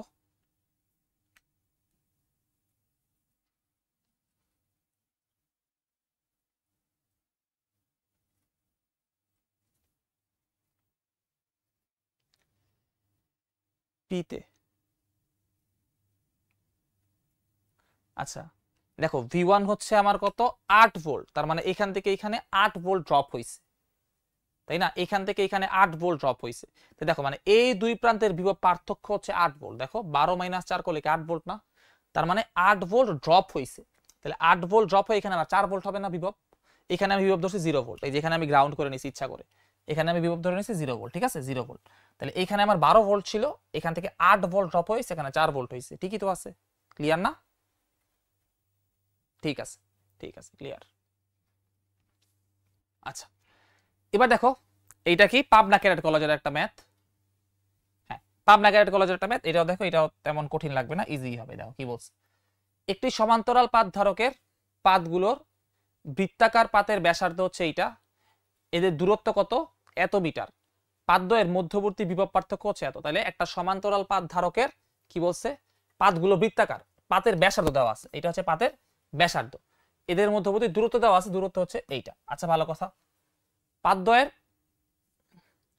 মধ্যবর্তী বিভব পার্থক্য হচ্ছে গিয়ে 100 ভোল্ট। আচ্ছা ভালো কথা, বুঝলাম।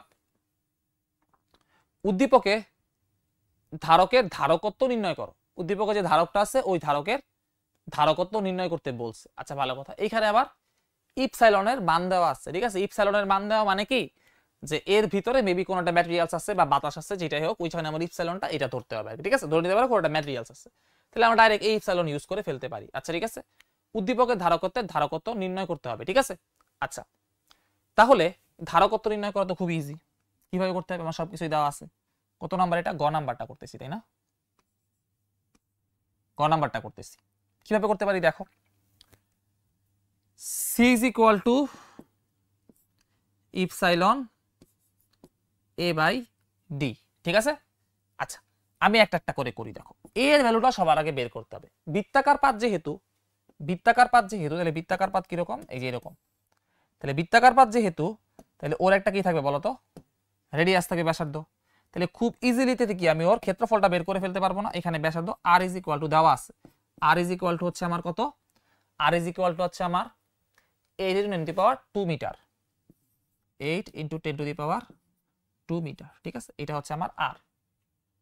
ঠিক আছে, আর ডি এর ভ্যালুও দেওয়া আছে আমার। ডি এর ভ্যালু কত বলতো, দুইটা মধ্যবর্তী দূরত্ব, ডি এর ভ্যালু হচ্ছে গিয়ে 2 × 10 to the power -3, 2 × 10 to the power -3 এত মিটার।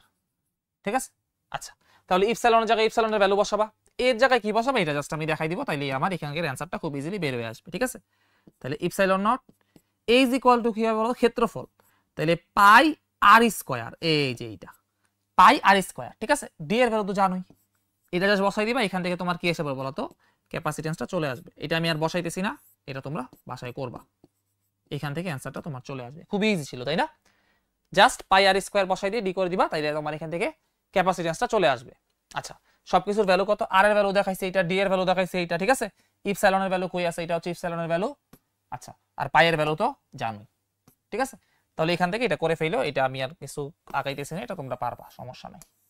উদ্দীপকের বা ধারকত্ব নির্ণয় করো, গ নাম্বারটা গেল। ঠিক আছে, আচ্ছা আমি একটু ইয়া করে নেই। ঠিক আছে, ডুপ্লিকেট করে নিচ্ছি। এবার হচ্ছে এখান থেকে কি বলছে, ধারকের পাতদ্বয়ের বিভব পার্থক্য পরিবর্তন করে সঞ্চিত শক্তি দ্বিগুণ করা সম্ভব কিনা। ধারকের পাতদ্বয়ের বিভব পার্থক্য পরিবর্তন করে সঞ্চিত শক্তি দ্বিগুণ করা পসিবল কিনা। আচ্ছা দেখো, তাহলে আমাদের যে ধারকটা ছিল, এটা আমি ঘ নাম্বারটা করতেছি।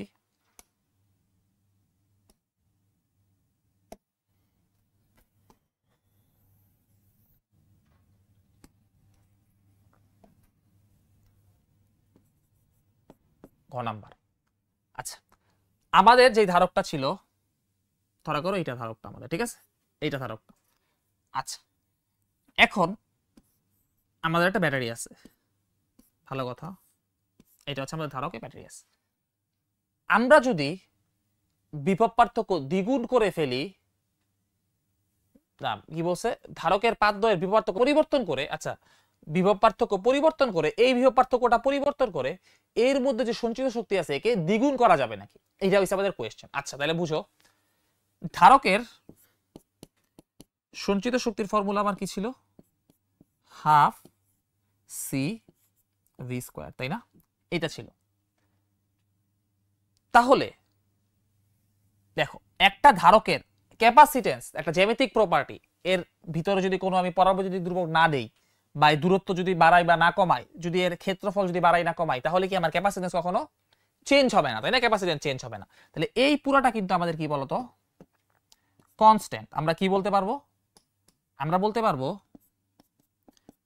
ই হচ্ছে গিয়ে সমানুপাতিক ভি স্কয়ারের, ই হচ্ছে সমানুপাতিক ভি স্কয়ারের। এটা কি বলতো, আমরা বলতে পারবো তাই না? এইটা আমরা বলতে পারবো। আচ্ছা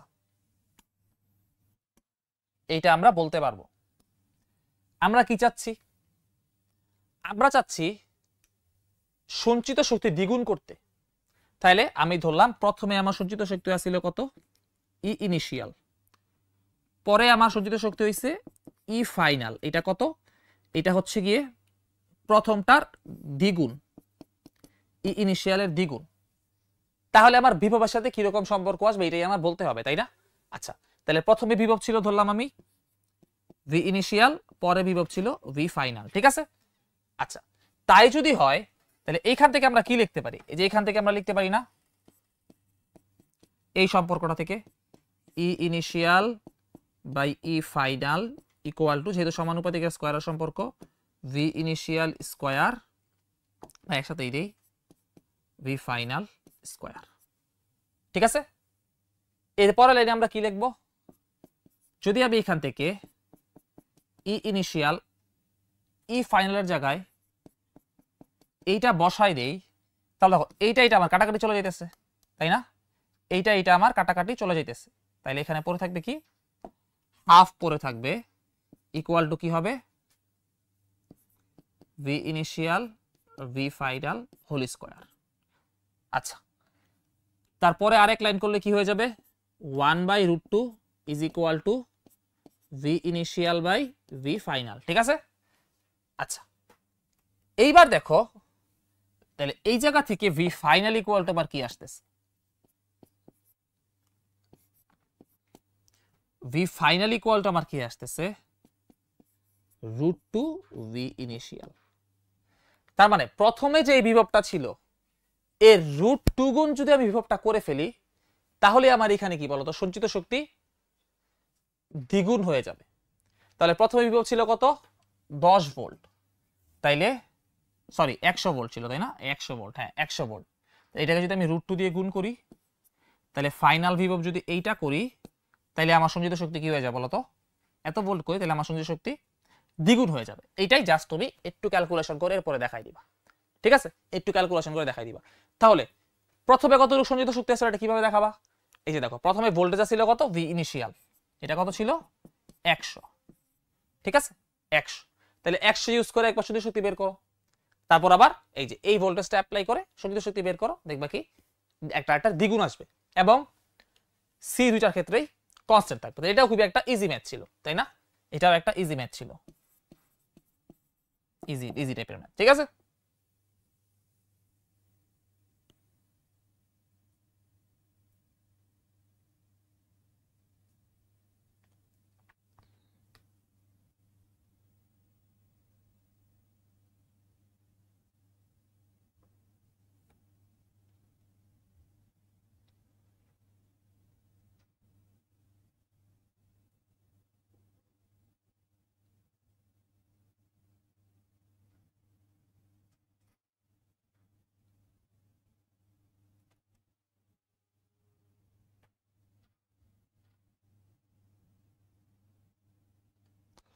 আচ্ছা জাবি যে কোয়েশ্চেনটা করছো একটু ইন্টারেক্ট করো তো জাবি, তোমাকে আমি বুঝাই দিয়েছি। দেখো এখানে তুমি বলতেছো যে হচ্ছে গিয়ে ক্ষেত্রফলটা 4πr² হবে নাকি, এটা জিজ্ঞেস করতেছো, বলো তো এটা বলতেছো নাকি না, এটা আমাকে জিজ্ঞেস কর, জানো তো জাবির কোন জায়গায় তোমার প্রবলেম হইতেছে, এটা প্রবলেম হইতেছে যেটা 4πr² না কেন ক্ষেত্রফলটা, এরকম কিছু কনফিউশন ক্রিয়েট হইতেছে। তাহলে কি কনফিউশন ক্রিয়েট হইতেছে বলো তো একটু আমাকে,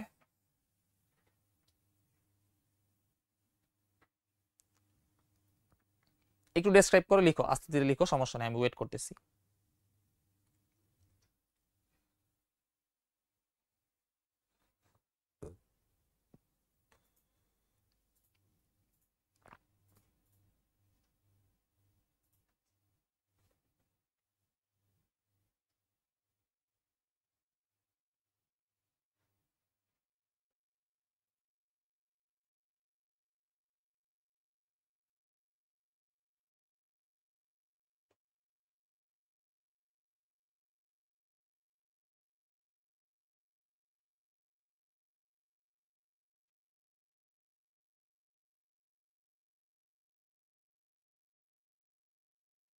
বুঝতে পারছি। দেখো এই জায়গায় দেখো কি বলছে, দুইটা সমান্তরাল পাত ধারক। ঠিক আছে, দেখো দুইটা সমান্তরাল পাত ধারক বলতে দুইটা প্লেট আছে এরকম, যেটা হচ্ছে গিয়ে এই যে এর মাঝখানে ইলেকট্রিক ফিল্ড গুলো আছে, দুইটা বৃত্তাকার প্লেট আছে। ঠিক আছে, আচ্ছা আরেকটা আমরা বলছিলাম পরিবাহী ধারকত্ব। পরিবাহী ধারকত্ব ছিল কি একটা বলতো, স্ফিয়ার বস্তু, এটা কিন্তু পাত না, এটা ছিল গোলাকার পাত, এটা কি বলতো স্ফিয়ার মানে ফুটবল, এটা হচ্ছে কি চাকতি, এটা হচ্ছে ফুটবল। এই ফুটবলের ধারকত্ব ছিল কি, পরিবাহী ধারকত্ব ছিল 4πε0r। তাহলে ওইটার ক্ষেত্রে ধারকত্ব হইতো কি এইটা, তাই না, কিন্তু এখানে কিন্তু বলছিলাম সমান্তরাল পাত ধারক। ঠিক আছে, দুইটা পাত আছে, এখানে দুইটা পাত আছে বা চাকতি, আর এটা কি ছিল বলতো একটা স্ফিয়ার বা হচ্ছে একটা ফুটবল। এইটা হচ্ছে ডিফারেন্সটা, বুঝা গেছে কি নাকি অন্য কোশ্চেন করছিল, একটু ভালো করে বলো তো। ভেরি গুড, সি লিখে দিছো, ভেরি গুড, ঠিক আছে বুঝা গেছে। চলো আমরা সামনের দিকে আগাই। এটা গেল, এটার ঘ করছি, ঘ করছি। এবার দেখো এটা কি বলছে, বর্তনীর তুল্য ধারকত্ব নির্ণয় করো। বর্তনীর কি নির্ণয় করতে হবে বলতো, তুল্য ধারকত্ব নির্ণয় করতে হবে। ঠিক আছে, এটাও দেখো জয়পুরহাট গার্লস ক্যাডেট কলেজে ছিল। ঠিক আছে, তাহলে এটাও কিন্তু খুবই ইজি হবে। দেখো কিভাবে খুব ইজি হবে, এই দুটোকে কি করতে হবে, ফার্স্টে সমান্তরালে আছে, তাহলে সমান্তরালে থাকলে এখানে আমি কি বলতে পারবো, একটা কি আছে, দুইটাকে সমান্তরালে নিয়ে 9 আর 3 12, 9 আর 3 12, ঠিক আছে। তার মানে হচ্ছে কি আমার এই ডাটা মূলত বের করতে হবে। দেখাইতেছি আমি একটু করে, একবারে না করলে সমস্যা। এই দুটাকে যদি আমি সমান্তরাল করি তাহলে আমার কত আইসা পড়ে, আমার 12 আইসা পড়ে, তাই না? আমি মাইক্রো লিখলাম না, এখানে আছে 4,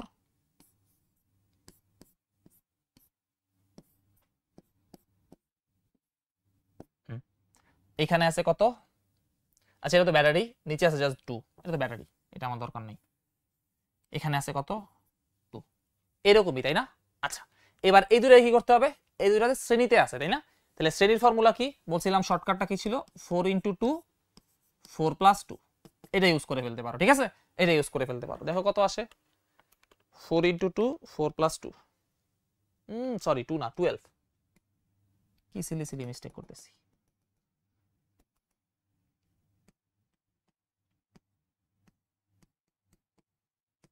এবার ঠিক আছে, 3 আসছে, তাই না? 3, তারপরটা আমি কিভাবে লিখবো, এই যে 3 মাইক্রোফ্যারাড, আর এখানে আছে কত 2 মাইক্রোফ্যারাড, 3 2, এই জায়গা থেকে কি আসবে, এই জায়গা থেকে দুটো যোগ করে দিব, আবার যেহেতু সমান্তরালে আছে, এই যে দুটো সমান্তরালে আছে, জাস্ট হবে কত 5 5। তাহলে কোন দিক থেকে আসলাম, এইটা এইটা এইটা, ঠিক আছে।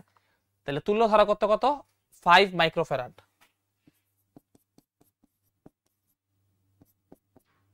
এটা হচ্ছে কি বলতো আমার অ্যান্সার, ঠিক আছে। এগুলো সহজ জিনিস, এগুলো তোমরা পারবা আমি জানি, ঠিক আছে। চলো সামনের দিকে আগাই। আচ্ছা এটাও দেখো খুবই ইজি ম্যাথ, এটার গ নাম্বারটাকে করি, দেখি গ নাম্বারটা এক পাতায় করা যায় নাকি। এখানে কি বলছে, উদ্দীপকের ধারকের সঞ্চিত শক্তি নির্ণয় করো। C1 C2 C3 দেওয়া আছে এবং ভোল্টেজ দেওয়া আছে, ঠিক আছে। তাহলে সবগুলার ইকুইভ্যালেন্ট ধারকত্ব কত হবে, যেহেতু সমান্তরাল আছে যোগ করে দিলেই হয়ে যেতেছে। তাহলে 5 15 20, এই দুটো মিলে কত 20 20 40, তার মানে এটার ইকুইভ্যালেন্ট কত হবে, সি ইকুইভ্যালেন্ট ইকুয়াল টু হবে 40 মাইক্রোফ্যারাড, তাই না? হ্যাঁ 40 মাইক্রোফ্যারাড, ঠিক আছে, 40 মাইক্রোফ্যারাড, জাস্ট সবগুলো যোগ করে দিছি, দেখো 20 15 5 20 20 40, ঠিক আছে। আচ্ছা তাহলে এটার মধ্যে এনার্জি কতটুকু স্টোর আছে এটা আমার বের করতে হবে। তাহলে ইএস বের করতেছি আমি, হাফ CV স্কয়ার, সি কত এখানে 40 মাইক্রোফ্যারাড, তাহলে হচ্ছে গিয়ে 40 × 10⁻⁻6, এবার ভি স্কয়ার, ভি কত এখানে 24 স্কয়ার, তাই না? 24 স্কয়ার, ঠিক আছে, 24 স্কয়ার, এটা অ্যাপ্লাই করে দিলে আমার এখানে কি এসে বললো, দেখো উদ্দীপকের ধারকের সমবায়ের সঞ্চিত শক্তি নির্ণয় করো। তাহলে টোটাল সমবায়ের সঞ্চিত শক্তি এখান থেকে আমার বের হয়ে এসে পড়ছে। চলো দেখি, 0.5 × 40 × 10⁻⁻6 × 24 স্কয়ার, 0.01152 জুল, ঠিক আছে। তাহলে এটা হচ্ছে কি আমার হলো সঞ্চিত শক্তি বের হয়ে গেল অ্যান্সার। উদ্দীপকের ধারকের সঞ্চিত শক্তি নির্ণয় করো। আচ্ছা বেশি চার্জ জমা করে রাখার জন্য উদ্দীপকের ধারকের সময়টি কি যথার্থ কিনা তোমার উত্তরের সাপেক্ষে যুক্তি দাও। আচ্ছা এটার অ্যান্সার কে দিতে পারবা বলো তো, এটা কি ঠিক আছে? আমি এখানে কি করতে চাই, বেশি চার্জ জমা রাখতে চাই। বেশি চার্জ জমা রাখার জন্য উদ্দীপকের সমবায়টি কি যথার্থ কিনা এটা তোমার বলতে হবে। বলো এটা ঠিক আছে নাকি ঠিক নাই, কিভাবে চিন্তা করবা এটা?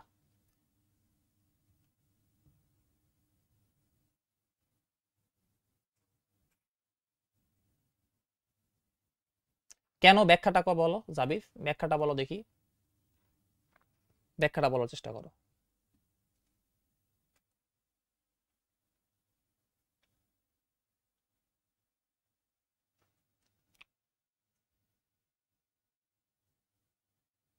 C is equal to Q by V বুঝি, এটা তো ফর্মুলা।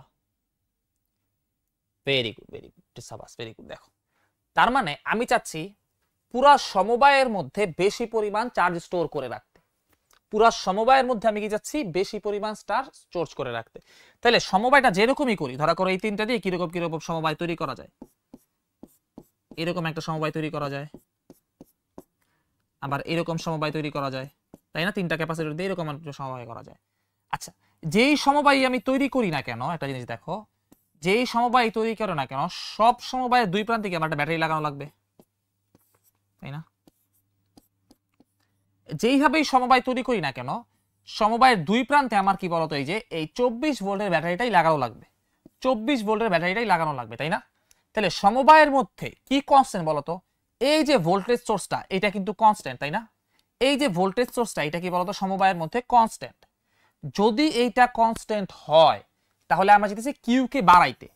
সমবায়ের টোটাল ক্যাপাসিটেন্স বা ইকুইভ্যালেন্ট ক্যাপাসিটেন্স ধরা করো সিই কিউ, এইটা ইকুয়াল টু আমরা কি বলতে পারবো সমবায়ের টোটাল যেই পরিমাণ চার্জ আছে ডিভাইডেড বাই সমবায়ের দুই প্রান্তের ভোল্টেজ সোর্স। তাহলে এটা কি টোটাল কত পরিমাণ চার্জ আছে সমবায়ের মধ্যে, তাই না?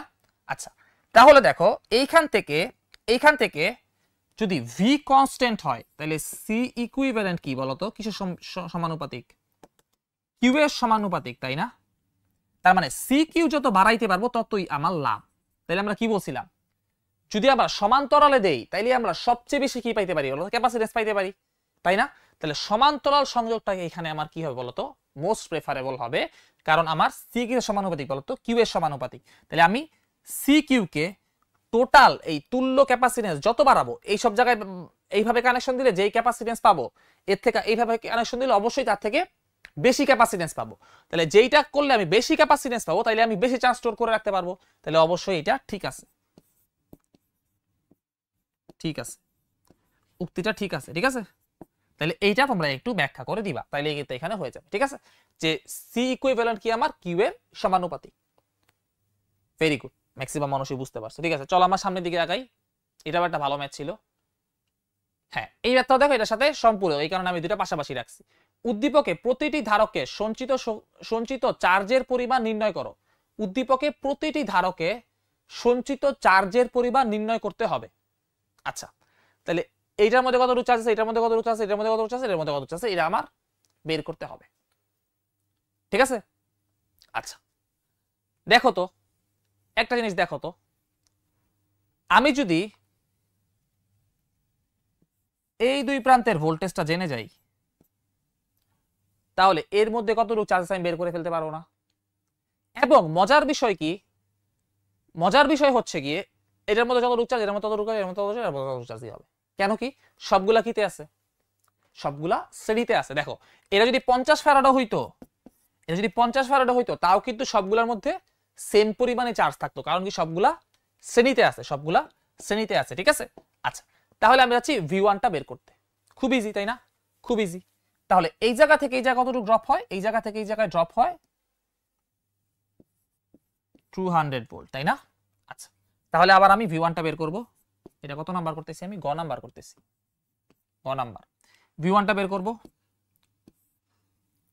যতগুলো আছে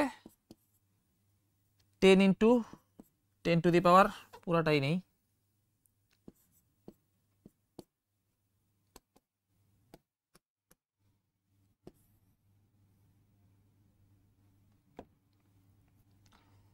মাইক্রো সবগুলো তাই না, 10 into 10 to the power -6 inverse plus 10 into 10 to the power -6 inverse. তো কষ্ট করব কেন,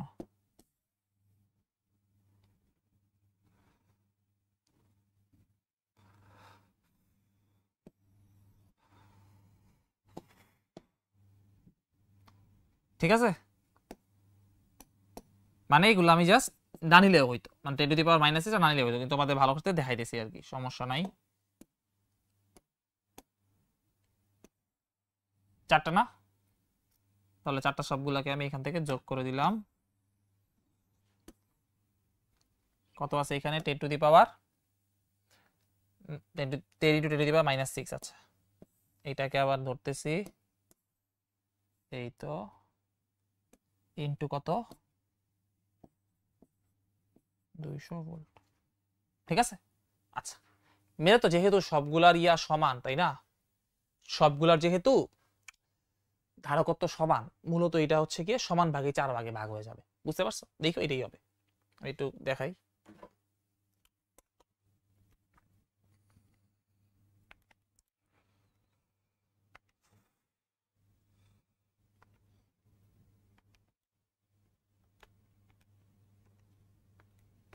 4 দিয়ে গুণ করে দিলে হইতো, এভাবে করা যেত, কোনো সমস্যা নাই আর কি।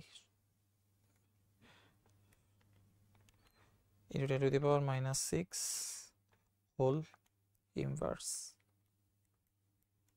কত ভোল্ট হবে এখানে আমার 200, তাই দেখছো 85 আসবে, জানতাম 50। কেন দেখাইলাম এইভাবে, কারণ যদি অন্য কিছু থাকতো তোমরা এমনি করে বের করতে, ঠিক আছে, এমনি করে বের করতে, ঠিক আছে। আচ্ছা যাই হোক, আমার এটা করা শেষ, এটা হচ্ছে 50 ভোল্ট হবে। এইবার কি হয়েছে, কি বলছে যে চার্জের পরিমাণ নির্ণয় করতে, চার্জের পরিমাণ নির্ণয় করতে বলছে, ঠিক আছে,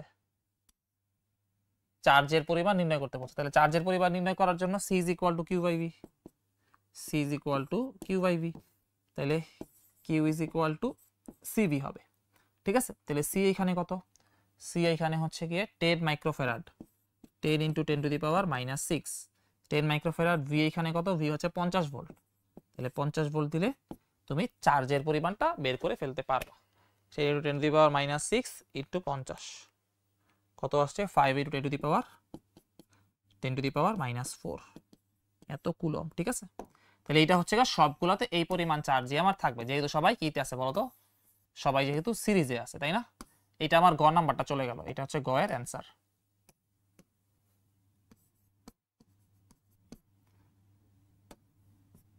এটা হচ্ছে গ এর অ্যান্সার, ঠিক আছে। আচ্ছা, সর্বাধিক শক্তি সঞ্চয়ের জন্য উদ্দীপকের সমবায়টি যথার্থ কিনা বিশ্লেষণ করো। এটা কিভাবে করবা বলো তো।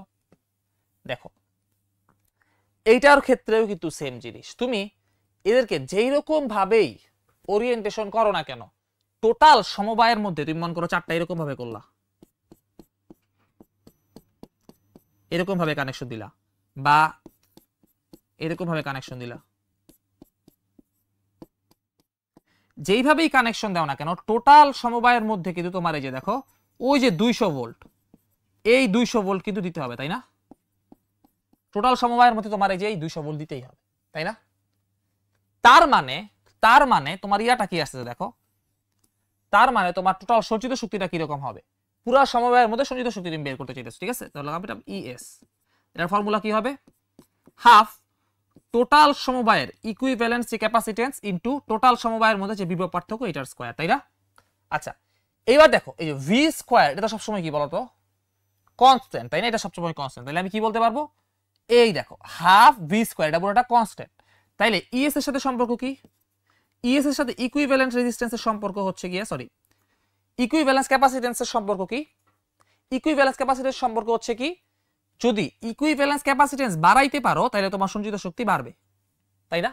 তাহলে একটা সমবায়ে তোমার এই কয়টা ক্যাপাসিটর আছে, তুমি যাচ্ছ কি এর ইকুইভ্যালেন্স ক্যাপাসিটেন্স বাড়াবা, তাহলে তুমি কিভাবে কানেকশন দিবা, ম্যাক্সিমাম করবা। তাহলে তুমি অবশ্যই সবাইকে সমান্তরালে কানেকশন দিবা, সবাইকে তুমি সমান্তরালে কানেকশন দিবা। যদি এই কানেকশনটা দাও তাইলেই হচ্ছে কি বলতো, তুমি ম্যাক্সিমাম অ্যামাউন্ট এনার্জি পুরা সমবায়ের মধ্যে স্টোর করে রাখতে পারবা। পুরা সমবায়ের মধ্যে তুমি এই পরিমাণ, তাইলে ম্যাক্সিমাম পরিমাণ কি বলতো এনার্জি স্টোর করে রাখতে পারবা যদি তুমি ইকুইভ্যালেন্সটা বাড়াইতে পারো, ঠিক আছে। তাহলে এই ক্ষেত্রে আমরা কি বলবো, এটা যথার্থ না, আমাদের সবগুলোকে সমান্তরালে কানেকশন দিতে হবে, ঠিক আছে, সমান্তরালে কানেকশন দিতে হবে, ঠিক আছে।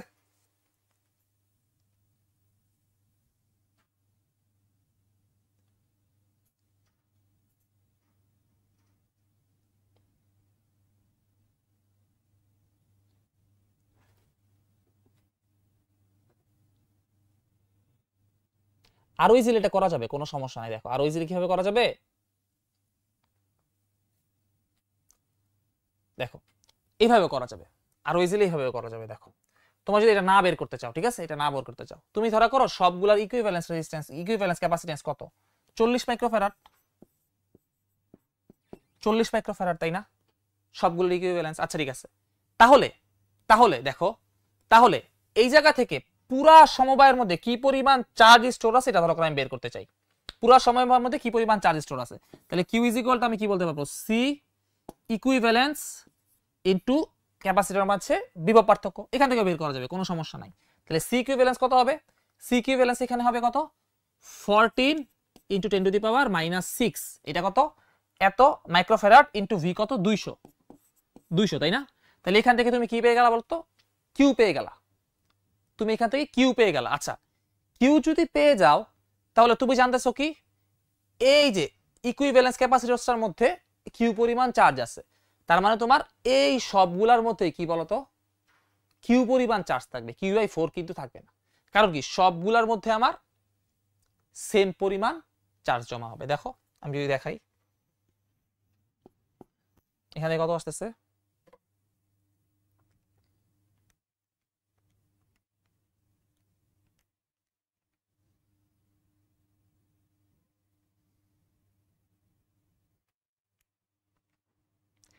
Eight into 10 to the power 8 into 10 to the power -3।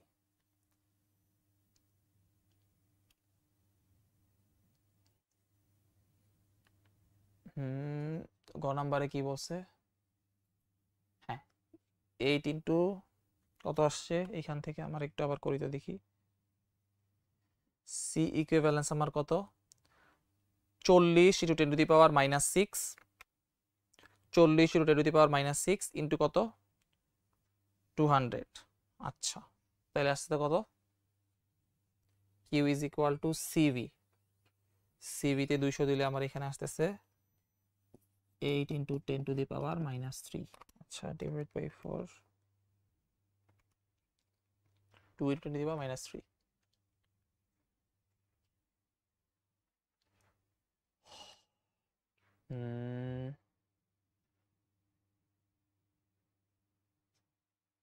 একটু দেখতেছি কোথাও ভুল করছি কি,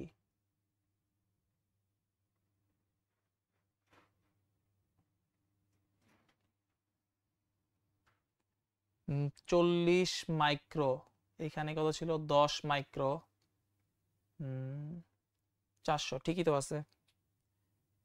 দাঁড়াও একটু, 40 into 10 to the power -6 into 200, এইটা ডিভাইডেড বাই 4 হবে।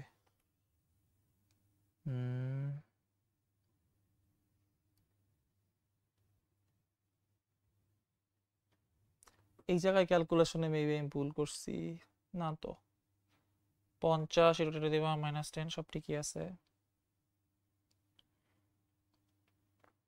200 ভোল্ট 40, সরি হ্যাঁ এই জায়গায় ভুল করছি আমি, এটাই তো বলতেছিলাম, এটা তো সেম আসার কথা। এই যে এখানে কিন্তু 40 হবে না, এইখানে হবে গিয়ে, যেহেতু এগুলা কিতে আছে শ্রেণীতে আছে না, তাহলে হচ্ছে গিয়ে হবে 10/4। এবার ঠিক আছে, এবার ঠিক আছে, এটাই আমি একটু ভুল করে ফেলছি তাড়াহুড়া করতে গিয়ে। তাহলে ইকুইভ্যালেন্স ক্যাপাসিট্যান্সটা বের করতে আমি ভুল করে ফেলছি, ঠিক আছে, তাহলে এটা হবে 10/4। এবার ঠিক হবে, দেখবা 10/4 into 10 to the power -6 into 200, হ্যাঁ 5 ইন্টু 10 টু দি পাওয়ার -4, এই যে এটাই বলতেছিলাম 5 ইন্টু 10 টু দি পাওয়ার -4। তার মানে দেখো এই যে এটার মধ্যে যেই পরিমাণ আমার কি থাকবে চার্জ থাকবে, এটার মধ্যেও সেম পরিমাণ চার্জ থাকবে, এটার মধ্যেও সেম পরিমাণ চার্জ থাকবে, এটার মধ্যেও সেম পরিমাণ চার্জ থাকবে। তাহলে টোটাল আমি এই যে এই পরিমাণ চার্জ স্টোর করে রাখতে পারবো, ঠিক আছে। তাহলে এই পরিমাণ চার্জ আমি টোটাল স্টোর করে রাখতে পারবো, এটা কি একটার মধ্যে এই পরিমাণ থাকবে, ঠিক আছে। তোমাদের মধ্যে অনেকে কনফিউশন ক্রিয়েট হতে পারে, আচ্ছা ভাইয়া এইটার মধ্যে এতটুকু চার্জ ক্রিয়েট করে রাখছি, এইটার মধ্যে এতটুকু চার্জ স্টোর করে রাখছি, তাহলে এইটার মধ্যে তো সেম পরিমাণ পারলাম, এটার মধ্যে তো সেম পরিমাণ পারলাম, এটার মধ্যে তো সেম পরিমাণ পারলাম, ঠিক আছে।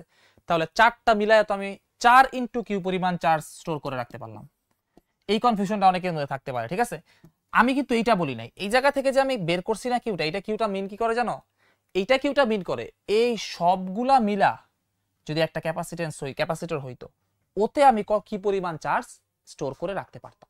তাহলে এইটা যতটুকু হবে এবং প্রতিটার মধ্যে একই পরিমাণ চার্জ আমি স্টোর করে রাখতে পারবো, ঠিক আছে। যেমন দেখো আমি একটা एग्जांपल দিই, ধরা করো এখানে 5 আসছে না, ধরা করো এখানে 5, এখানে 5 প্লাস কুলম্ব আছে, তাহলে এইখানে 5 প্লাস কুলম্ব থাকলে এখানে কি -5 কুলম্ব আছে, এবং এইখানে +5 কুলম্ব আছে, এইখানে -5 কুলম্ব আছে। আমি দেখাই দিচ্ছি, দাঁড়াও, এখানে -5 কুলম্ব আছে, এই প্লেটে কি +5 কুলম্ব আছে, এই প্লেটে -5 কুলম্ব আছে, এই প্লেটে +5 কুলম্ব, এই প্লেটে -5 কুলম্ব। আচ্ছা, এবার ঠান্ডা মাথায় দেখো তো, এই যে এই দুইটা কি একটা একটা ক্যান্সেল আউট হয়ে যাবে, এই দুইটা কি একটা একটা ক্যান্সেল আউট হয়ে যাবে, এবং এই দুইটা একটা একটারে ক্যান্সেল আউট হয়ে যাবে।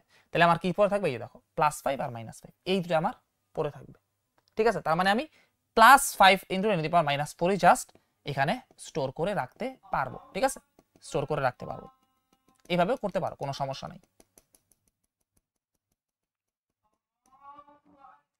ঠিক আছে?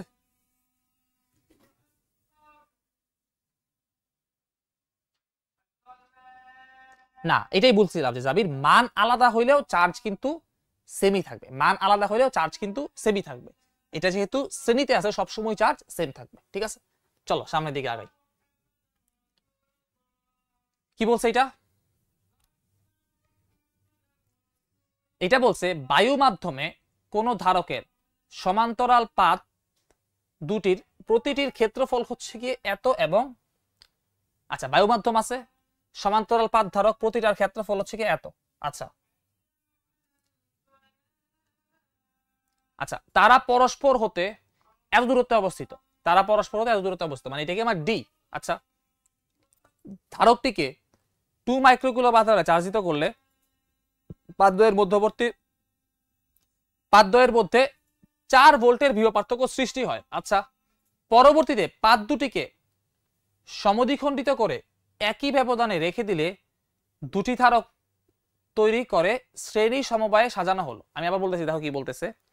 মূলত ধারক আছে একটা, এই ধারকের মধ্যবর্তী ক্ষেত্রফল হচ্ছে কি এত এবং মধ্যবর্তী দূরত্ব হচ্ছে কি এত। আচ্ছা ধারকটিকে এত কুলম আধানে চার্জিত করলে এর দুই পাশে এত ভোল্ট আমি কি বলতো বিভব পার্থক্য পাই। আচ্ছা পরবর্তীতে পাত দুটিকে সমদ্বিখণ্ডিত করে একই ব্যবধানে রেখে দুটি ধারক তৈরি করে শ্রেণীতে সাজানো হলো। মানে কি বলছে যে আমার কাছে এইরকম একটা ধারক ছিল, এই ধারকের পাত দুইটারে আমি এই জায়গা থেকে কাইটা ফেলছি, এই যে এই জায়গা থেকে কাইটা ফেলছি, মাঝখান থেকে কাইটা ফেলছি, মানে দেখো পাত দুইটাকে অর্ধেক করে ফেলছি বলছে। ঠিক আছে, পাত দুইটাকে অর্ধেক করে ফেলছি। অর্ধেক করার পরে এই যে উপরের ধারকটা নিচের ধারকটা এদেরকে নিয়ে আবার একটা শ্রেণী ধারক বানাইছি, এই যে এরকম করে একটা শ্রেণী ধারক বানাইছি। এখন বলছে কি এটা হচ্ছে আমার স্টেমটা, এই যে শ্রেণী হিসাবে আমার সাজানো হলো। আচ্ছা তাহলে প্রথম কোশ্চেনে আমার কি বলছে, আদি অবস্থায় ধারকের পাতদ্বয়ের মধ্যবিন্দুতে তড়িৎ প্রাবল্য নির্ণয় করো। খুব ভালো কোশ্চেন, দেখো এটা আমরা করার চেষ্টা করি।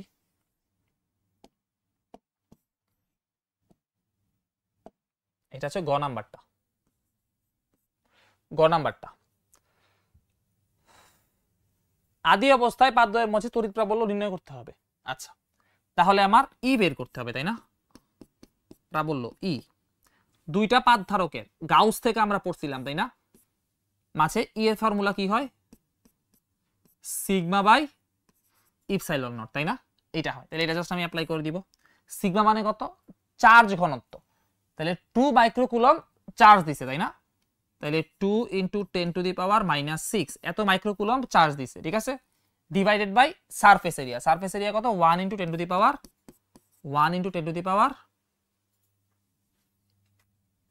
কি করছে 1 × 10⁻, কত? আচ্ছা আচ্ছা ও তুলতে মনে হয় ভুল হয়েছে, সমস্যা নাই, দেখো সমস্যা নাই, আমি এরকম ভাবে দেখাইতেছি। দেখো 10ই ধরলাম, ঠিক আছে, সমস্যা নাই, 10 ধরলাম।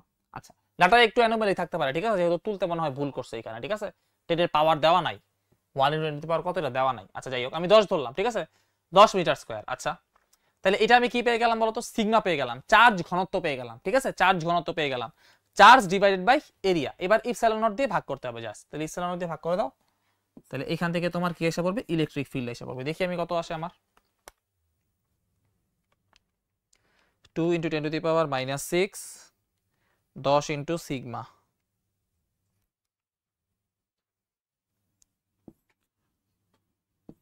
225,882 নিউটন পার কুলম। ঠিক আছে, এটা হচ্ছে আমার ইলেকট্রিক ফিল্ড। ঠিক আছে, এটা হচ্ছে ইলেকট্রিক ফিল্ড। ইলেকট্রিক ফিল্ডের ডিরেকশন কোন দিকে যদি জানতে চাই, ডিরেকশন হচ্ছে এই দেখো, এটা যদি প্লাস হয় তাহলে এই দিক থেকে এই দিকে, তাই না? তাহলে এটা ছিল আমার কত নাম্বার বলতো? গ নাম্বারটা। ডাটার মধ্যে একটু অ্যানোমালি থাকতে পারে, ঠিক আছে, যেহেতু এখানে হচ্ছে আমাদের একটু কোশ্চেনে ঝামেলা আছে, তাহলে এটা একটু তোমরা ক্ষমা সুন্দর দৃষ্টিতে দেখো। আমরা সামনের দিকে আগাইতেছি, চলো। এরপরে কোশ্চেনে কি বলছে দেখো, এটাকে আমি ডুপ্লিকেট করে নেই, এটাকে আমি ডুপ্লিকেট করে নিলাম এবং এই পার্টটুকু মুছে দিতেছি।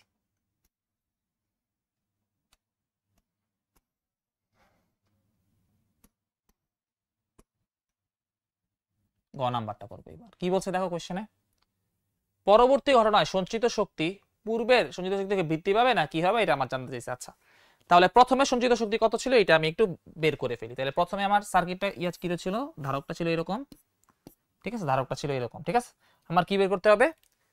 সঞ্চিত শক্তি বের করতে হবে, সঞ্চিত শক্তি বের করতে হবে, ঠিক আছে। তাহলে আমি ডাইরেক্ট অ্যাপ্লাই করি হাফ সি ভি স্কোয়ার, এটা ধরা করো আমি অ্যাপ্লাই করতে চাই, ঠিক আছে।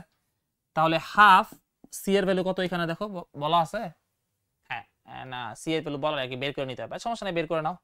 সি এর ভ্যালু হচ্ছে epsilon naught A by D, এর ভ্যালু দেওয়া আছে কত 10 মিটার স্কয়ার, হ্যাঁ 10 মিটার স্কয়ার, আর ডি এর ভ্যালু হচ্ছে কি কত 2 × 10⁻³ 2 × 10⁻³, তাহলে এটা হচ্ছে আমার সি। ভি স্কয়ার মানে কত, ভি বলছে কি এত মিলিভোল্ট, 4 মিলিভোল্ট, তাই না। তাহলে হচ্ছে 4 × 10⁻³ এটার উপরে কি হবে বলতো স্কয়ার, ভোল্টে নিয়ে স্কয়ার করে দিলাম। এটা কি আমার প্রথমে সঞ্চিত শক্তি, এটা আমি কাউন্ট করে নিই দেখি কত আসে ক্যালকুলেটর দিয়ে।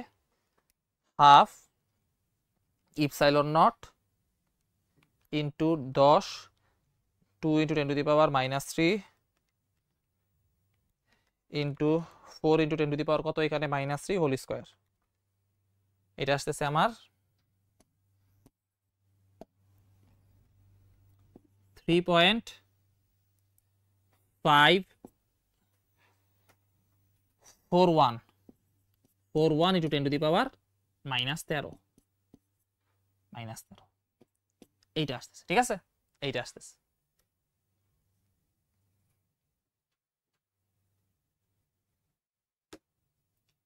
ঠিক আছে, এইটা আসতেছে। আচ্ছা দেখো এটা যদি আসে তাহলে এইখান থেকে আমার প্রথমে এনার্জি কত আসছিল এটাকে বলতেছি আমি, ধরো করো ইএস ইনিশিয়াল, মানে ইনিশিয়াল এনার্জি, ঠিক আছে, এত জুল। আচ্ছা এবার এরপরে কতটুকু এনার্জি হবে এটা আমার বের করতে হবে, ঠিক আছে, এরপরে এনার্জি আমার কত হবে এটা বের করতে হবে। আচ্ছা এখন দেখো এরপরে আমি কি করছি, এরপরে আমি এই ধারকটাই কেটে ফেলছি, কোথা থেকে কেটে ফেলছি, মাছ থেকে এরকম ভাবে কেটে ফেলে দুইটাকে সিরিজ করে দিয়েছি। আচ্ছা তাহলে যদি মাছ থেকে কেটে ফেলি তাহলে এই যে ধারকটা, এই ধারকটা আমি একটু অন্য কালার দিয়ে অ্যানোটেট করতেছি, দেখো এই যে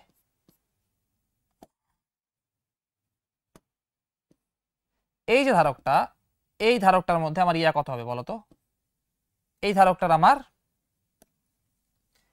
ক্যাপাসিটেন্স কত হবে, এই ধারকটার ক্যাপাসিটেন্স কত হবে, দেখো এই ধারকটার ক্যাপাসিটেন্স হবে, দিলাম এটার নাম আমি C1।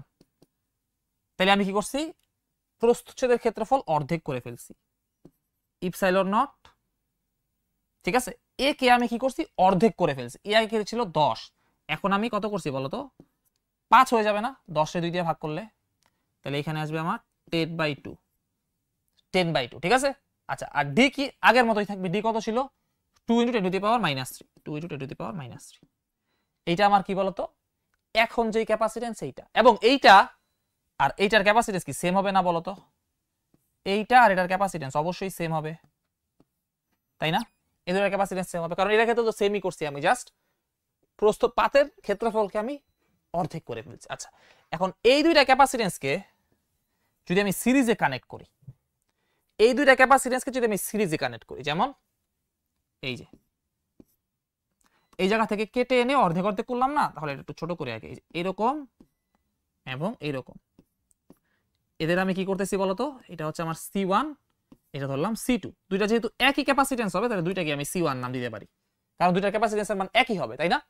আচ্ছা তাহলে এই দুইটাকে আমি যদি সিরিজে করি তাহলে আমার ইকুইভ্যালেন্স ক্যাপাসিটেন্সটা কত আসবে, সি ইকুইভ্যালেন্স কত আসবে C1/2, সমান সংখ্যক ধারক, সমান সংখ্যক n সংখ্যক ধারক যদি সিরিজ করা হয়, সমান মানের n সংখ্যক ধারক যদি সিরিজ করা হয় তাহলে তার ইকুইভ্যালেন্স ক্যাপাসিটেন্স কত আসে C/n। তাহলে এখানে হচ্ছে দুইটা ধারককে সিরিজ করা হয়েছে সমান মানের, তাহলে ইকুইভ্যালেন্স ক্যাপাসিটেন্স কত হবে C1/2, তাই না। আচ্ছা তাহলে এটা হচ্ছে আমার ইকুইভ্যালেন্স ক্যাপাসিটেন্স। এখন এই কেসে আমার সঞ্চিত শক্তি বের করতে হবে। আচ্ছা তাহলে সঞ্চিত শক্তি আমার ফাইনাল কেসে বের করি, S final equal to half equivalence capacitance, equivalence capacitance এখানে আমার কত C1/2, C1 এর মান কত ছিল, C1 এর মান ছিল ইপসাইলন নট 10/2 ডিভাইডেড বাই 2 × 10⁻³ 2 × 10⁻³ আচ্ছা সি এর মান গেল। এবার আসবে কি আমার বলতো ভি, ভোল্টেজ সোর্স আমি কি রাখছি সেমি রাখছি, 4 মিলিভোল্টই রাখছি, তাই না, তাইলে 4 × 10⁻³ হোল স্কয়ার, তাহলে এই জায়গা থেকে আমার কি চলে আসবে বলতো, ফাইনালি আমার কত সঞ্চিত শক্তি ছিল এইটা চলে আসবে, কত আসছে দেখি, half into epsilon not epsilon not into 10/2 মানে হচ্ছে 5, আমি তোমাদের বোঝার সুবিধাতে পুরো ভেঙে ভেঙে লিখছি, 10⁻³ divided by 2 into 4 into 10⁻³ whole square. এটা কত আসতেছে? 8 ইন্টু 854 ইন্টু 10⁻14 10⁻14 জুল। আচ্ছা, আগে থেকে আমার এটা কি বলতো কমে গেছে না? সরি, এখানে কি লিখলাম? 8 পয়েন্ট হবে, 8 ইন্টু না তো 8.854 10⁻1। তাহলে কি কমে গেছে না? কমে যাওয়ারই তো কথা, তাই না? কারণ আমি কি করছি বলতো, আমি যখন এদেরকে অর্ধেক করে ফেলছি তখন একবার আমার ক্যাপাসিটেন্স কমে গেছে, আবার আমি সিরিজে যুক্ত করছি। সিরিজ যুক্ত করলে কি ক্যাপাসিটেন্স আরো কমে যাবে, তাহলে ক্যাপাসিটেন্স যদি কমে যায় তাহলে ভি তো কনস্ট্যান্ট, তাই না? ভি কনস্ট্যান্ট, প্রথমেও 4 ভোল্ট ছিল, পরেও 4 ভোল্টই আছে। তাহলে ক্যাপাসিটেন্স যদি কমে যায় তাহলে আমার সঞ্চিত শক্তির পরিমাণও কি বলতো কমে যাবে, যেহেতু সমানুপাতিক সম্পর্ক। ঠিক আছে, আই হোপ এটাও তোমরা বুঝতে পারছো। ঠিক আছে, চলো আমরা একটু সামনের দিকে আগাই। ঠিক আছে, আচ্ছা এটা দেখো কি বলছে, বর্ণিত বায়ু মাধ্যমে ধারকগুলোর প্রতিটি পাতের মধ্যকার দূরত্ব হচ্ছে কত? 0.1 মিলিমিটার। তিনটি ধারককেই তিনটি স্থানের মধ্যে অবস্থান পরিবর্তন করা যায়। আচ্ছা, তাহলে এগুলা কি বলছে যে বায়ু মাধ্যমে আছে ধারকগুলা, প্রতিটা পাতের মধ্যবর্তী দূরত্ব দেওয়া আছে, এটা কত? 0.1 মিলিমিটার, এবং তিনটা ধারককেই তার স্থান পরিবর্তন করা যায়, কিন্তু সার্কিট ডিজাইনটা এরকমই থাকবে। আচ্ছা, C1 ধারকের পাতের ক্ষেত্রফল নির্ণয় করো। আচ্ছা, ক্ষেত্রফল নির্ণয় করতে বলছে, তাহলে এটা তোমরা পারবা না? এইটা তোমরা পারবা, এটা তোমরা করে নিবা। ঠিক আছে, আমি তাও একটু খালি ফর্মুলাটা লিখে দিয়েছি। কি বলছে? পাতের ক্ষেত্রফল নির্ণয় করতে হবে, তাহলে C1 ধারকের, তাই না? তাহলে C1 এর ক্ষেত্রে আমি কি বলতে পারি? Epsilon naught A by D. দেখো তোমার কাছে ডি দেওয়া আছে, C1 এর ভ্যালু দেওয়া আছে, তাহলে তোমার A বের করতে হবে। তাহলে এইখান থেকে বলা যাবে কি বলতো, A equal to C1 D epsilon not. এই ভ্যালুগুলো বসাই দিবা। ঠিক আছে, আমি একটু ভ্যালুগুলো লিখে দিই। ধরা করো C1 এর ভ্যালু কত? C1 এর ভ্যালু 3 ইন্টু 10⁻⁻6। আচ্ছা, ভালো কথা। ডি এর ভ্যালু কত? ডি এর ভ্যালু হচ্ছে 0.1 মিলিমিটার, তাহলে 0.1 ইন্টু 10⁻³ ঠিক আছে। আর ইপসাইলন তো কনস্ট্যান্ট, এটা অ্যাপ্লাই করলেই তুমি এখান থেকে এ এর ভ্যালু বের হয়ে যাবে। তাহলে পাতের ক্ষেত্রফল তুমি এখান থেকে নির্ণয় করতে পারবা। এটা গেল কত নাম্বার? আমার গ নাম্বারটা। এবার ঘ নাম্বারটা আসো। ধারক তিনটির অবস্থান কিভাবে পরিবর্তন করলে বর্তনীর সঞ্চিত শক্তি পাওয়া যাবে, সর্বোচ্চ সঞ্চিত শক্তি পাওয়া যাবে, করলে বর্তনীতে সর্বোচ্চ সঞ্চিত শক্তি পাওয়া যাবে। ধারকগুলোকে কিভাবে রিঅ্যারেঞ্জ করলে সর্বোচ্চ সঞ্চিত শক্তি পাওয়া যাবে, ওই আগের কথা। ইকুইভ্যালেন্স রেজিস্ট্যান্স আমার কি করতে হবে বলতো? ইকুইভ্যালেন্স রেজিস্ট্যান্স আমার বাড়াতে হবে। ইকুইভ্যালেন্স রেজিস্ট্যান্স আমার বাড়াতে হবে, কারণ যেভাবেই সমবায় করি না কেন, সমবায়ের দুই প্রান্তে সবসময় 6 ভোল্ট থাকবে। তাহলে ইকুইভ্যালেন্স ক্যাপাসিটেন্স কেমনে বাড়ানো যায়? দেখো, ইকুইভ্যালেন্স ক্যাপাসিটেন্স কেমনে বাড়ানো যায় দেখো। যখন আমরা দুইটা ক্যাপাসিটেন্সকে সিরিজ করি, ধরা করো এইটার ভ্যালু হচ্ছে গিয়ে 5, এইটার ভ্যালু হচ্ছে গিয়ে ইকুইভ্যালেন্স ক্যাপাসিটেন্স, হ্যাঁ, এটার ভ্যালু হচ্ছে গিয়ে 3। তাহলে তুমি যখন এদেরকে সিরিজ করবা, তোমার যে ইকুইভ্যালেন্স ক্যাপাসিটেন্সটা আসবে, এটা সবসময় সবচেয়ে ছোটটা থেকে ছোট হবে, মানে 3 থেকে ছোট হবে।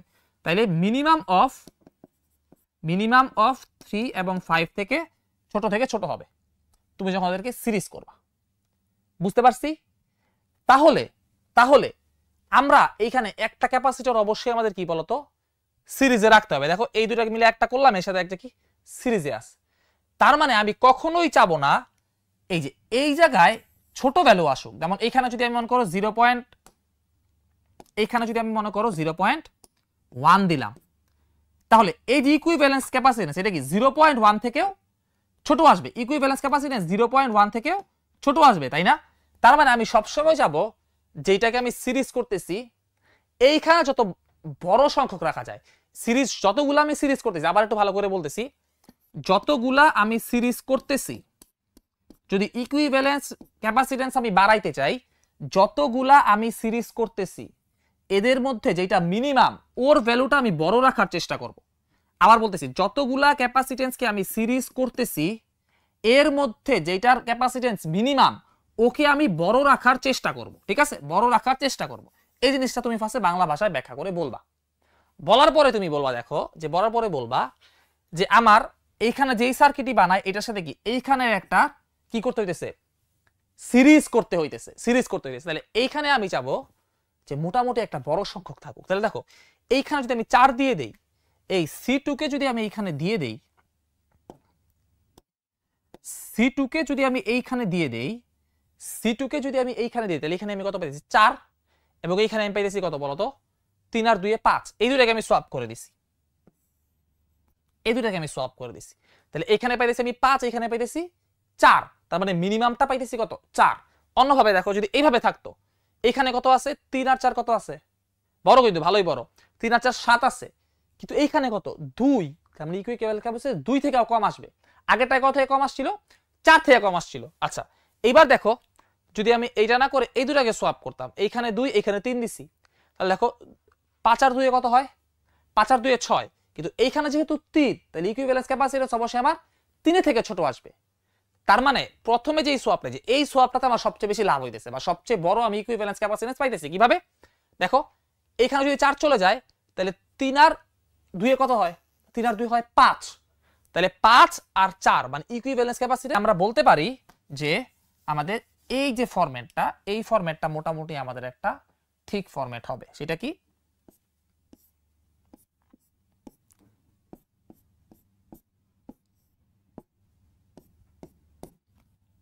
সেটা হচ্ছে কি এইখানে আমার 3 আছে, এইখানে আমার কত আছে 2 আছে, এইখানে আমার 4 আছে। ঠিক আছে, কি বলছে? আচ্ছা কিভাবে পরিবর্তন করলে বর্তনীতে সর্বোচ্চ সঞ্চালিত শক্তি পাওয়া যাবে। তাহলে এইভাবে যদি তুমি ফরম্যাট করো, তাহলে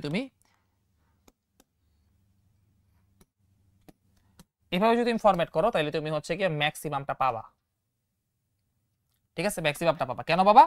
কারণ তোমার সি ইকুইভ্যালেন্সটা বাড়বে, সি ইকুইভ্যালেন্সটা ম্যাক্সিমাম করতে পারবা।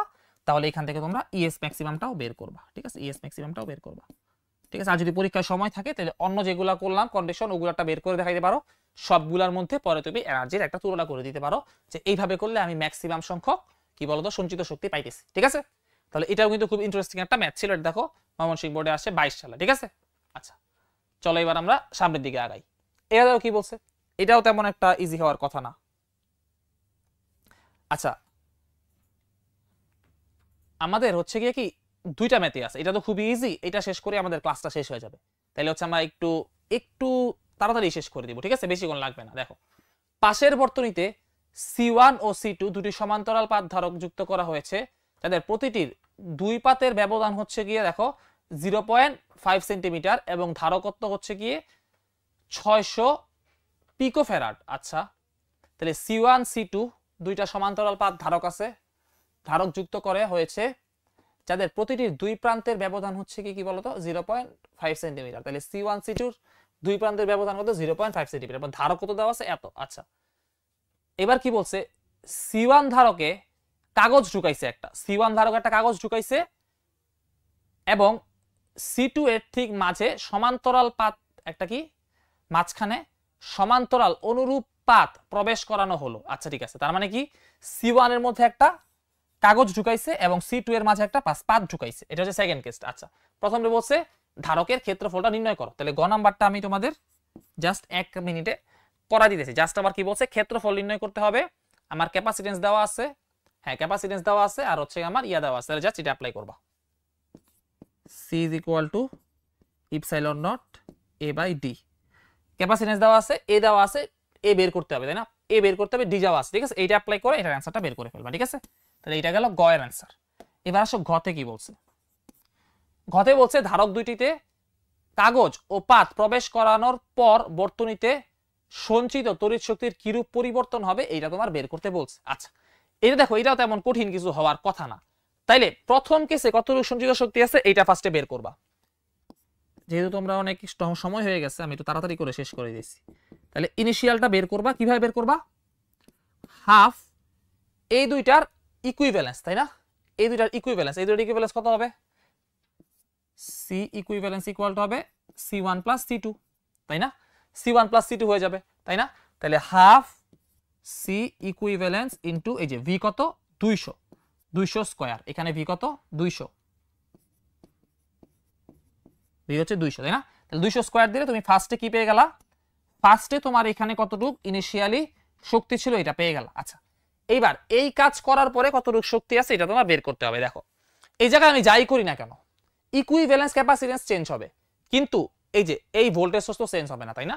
তাহলে এখানে আমি যেটা করছি, এখানে আমি একটা কে মানের কি বলতো, একটা কে ইকুয়াল টু 3.5 পরাবৈদ্যুতিক ধ্রুবক সম্বন্ধে একটা ম্যাটেরিয়ালস অ্যাড করছি। আচ্ছা তাহলে এইবার দেখো তো, তাহলে এইটার ক্যাপাসিট্যান্স কত হবে? দেখো আমরা কি জানি, C1 equal to epsilon naught A by D into K, তাই না?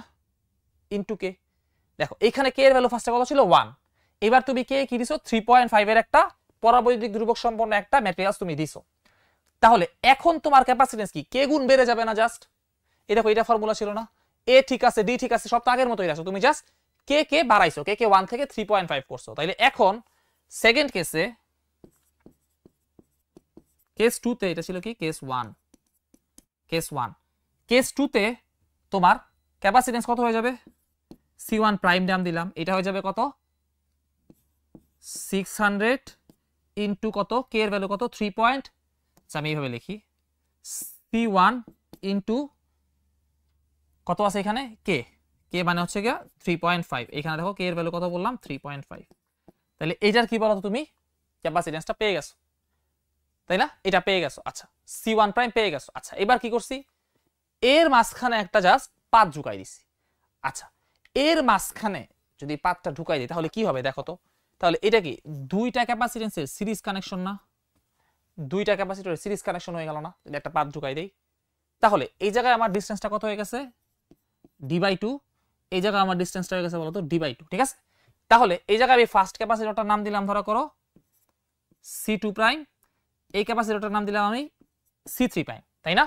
তাহলে C2 প্রাইম কত হবে, C2 প্রাইম কত হবে, C2 প্রাইম হবে, তো কি করছি আমি ডিসটেন্সকে অর্ধেক করে দিছি। দেখো ক্যাপাসিটরটা ফুল ছিল, ডিসটেন্সটাকে অর্ধেক করে দিছি, ডিসটেন্সের সাথে ব্যস্তানুপাতিক সম্পর্ক আছে, ওইভাবে না চিন্তা করতে পারলে এইভাবে চিন্তা করে দেখো, সহজ ভাষায় চিন্তা করে দেখাই, ঠিক আছে?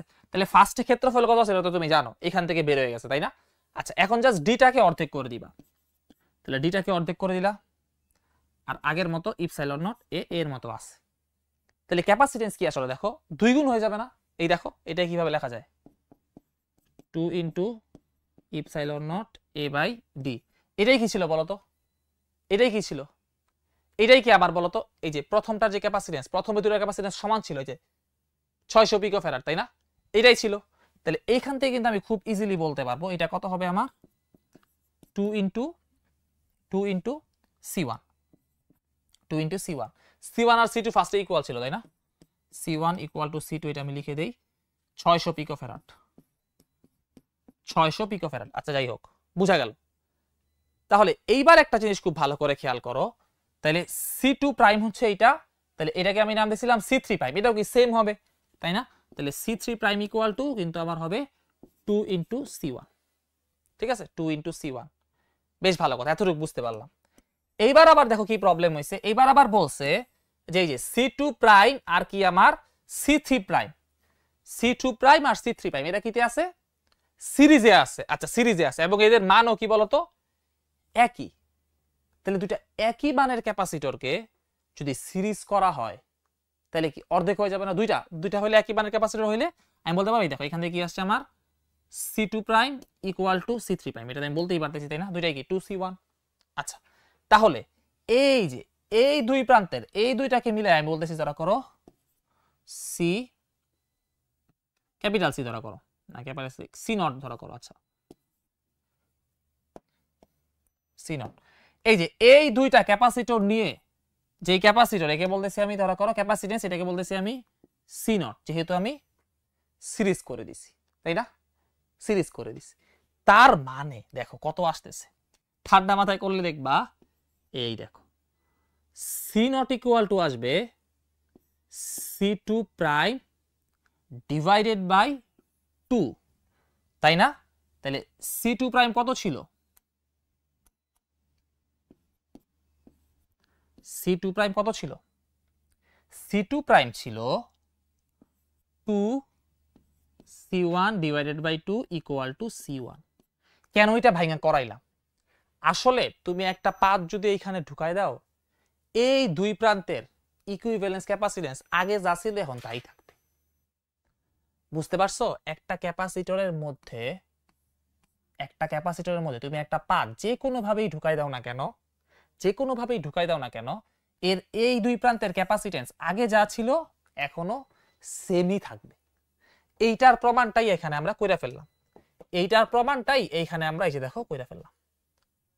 ঠিক আছে, তার মানে দেখো এখন সবকিছু ইজি হয়ে গেল না? এইটার পুরোটার ক্যাপাসিট্যান্স কত? আমি একটু এই পাশে নিয়ে আসি।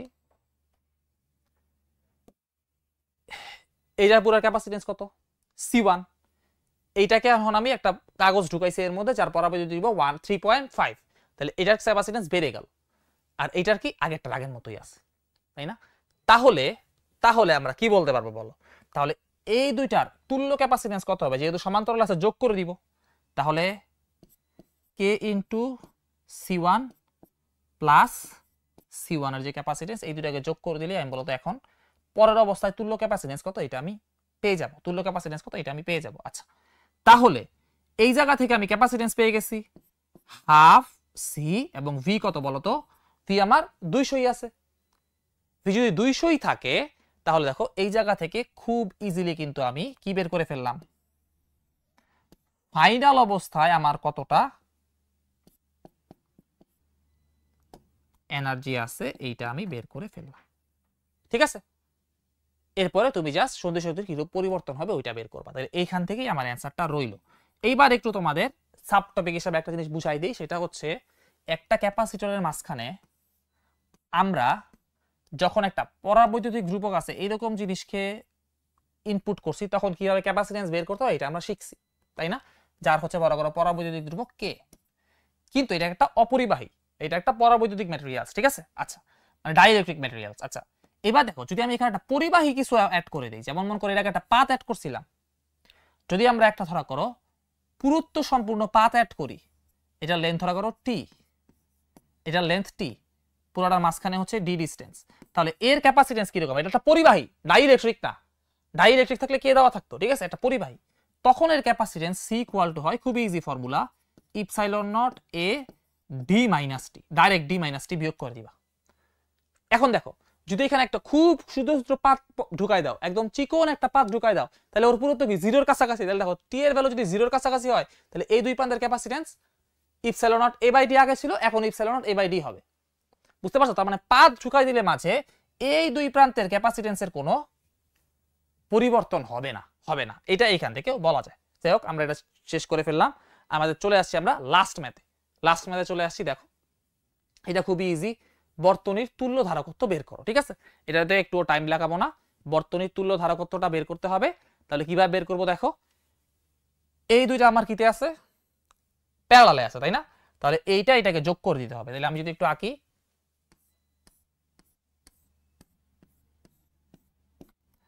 এই দুটাকে যোগ করে দিলে হবে 30। ঠিক আছে, আর উপরে কত কত আছে? এই পাশে আছে 20, ওই পাশে আছে কত? 5। এই পাশে আছে 20, এই পাশে আছে 5। এবার এরা কি সবাই সিরিজে আছে, তাই না? সিরিজে আছে। তাহলে সিরিজের ফর্মুলা দিয়ে দিব কিভাবে? 5 inverse plus 30 inverse plus 20 inverse whole inverse. তাহলে কত আসে দেখি? 5 inverse plus 30 inverse plus 20 inverse, এরপরে আমার কি আসবে বলো তো? Whole inverse. এটা করলে আমার তুল্য আসতেছে কত? তুল্য ক্যাপাসিট্যান্স 3.53। এটা কি? এত ফ্যারাড। ঠিক আছে, এত ফ্যারাড।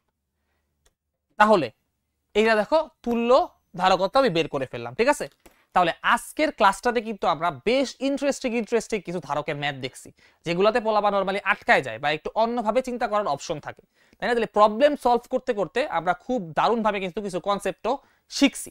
তাহলে আজকের ক্লাসটা খুবই গুরুত্বপূর্ণ, আশা করি সবাই মনোযোগ দিয়ে করছো এবং সবগুলো টপিক বুঝতে পারছো। ইনশাআল্লাহ তুমি এখন টেস্ট পেপার সলভ করতে যাও বা হচ্ছে গাইড সলভ করতে যাও, কোশ্চেন ব্যাংক সলভ করতে যাও, তোমার দেখবা তেমন একটা প্রবলেম হবে না ধারক নিয়ে কোনো, ঠিক আছে?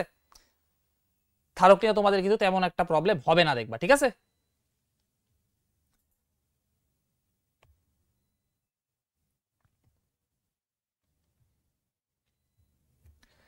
ঠিক আছে, তাইলে আজকে এই পর্যন্তই থাকলো। সবাই ভালো থাকো, সুস্থ থাকো, আল্লাহ হাফেজ।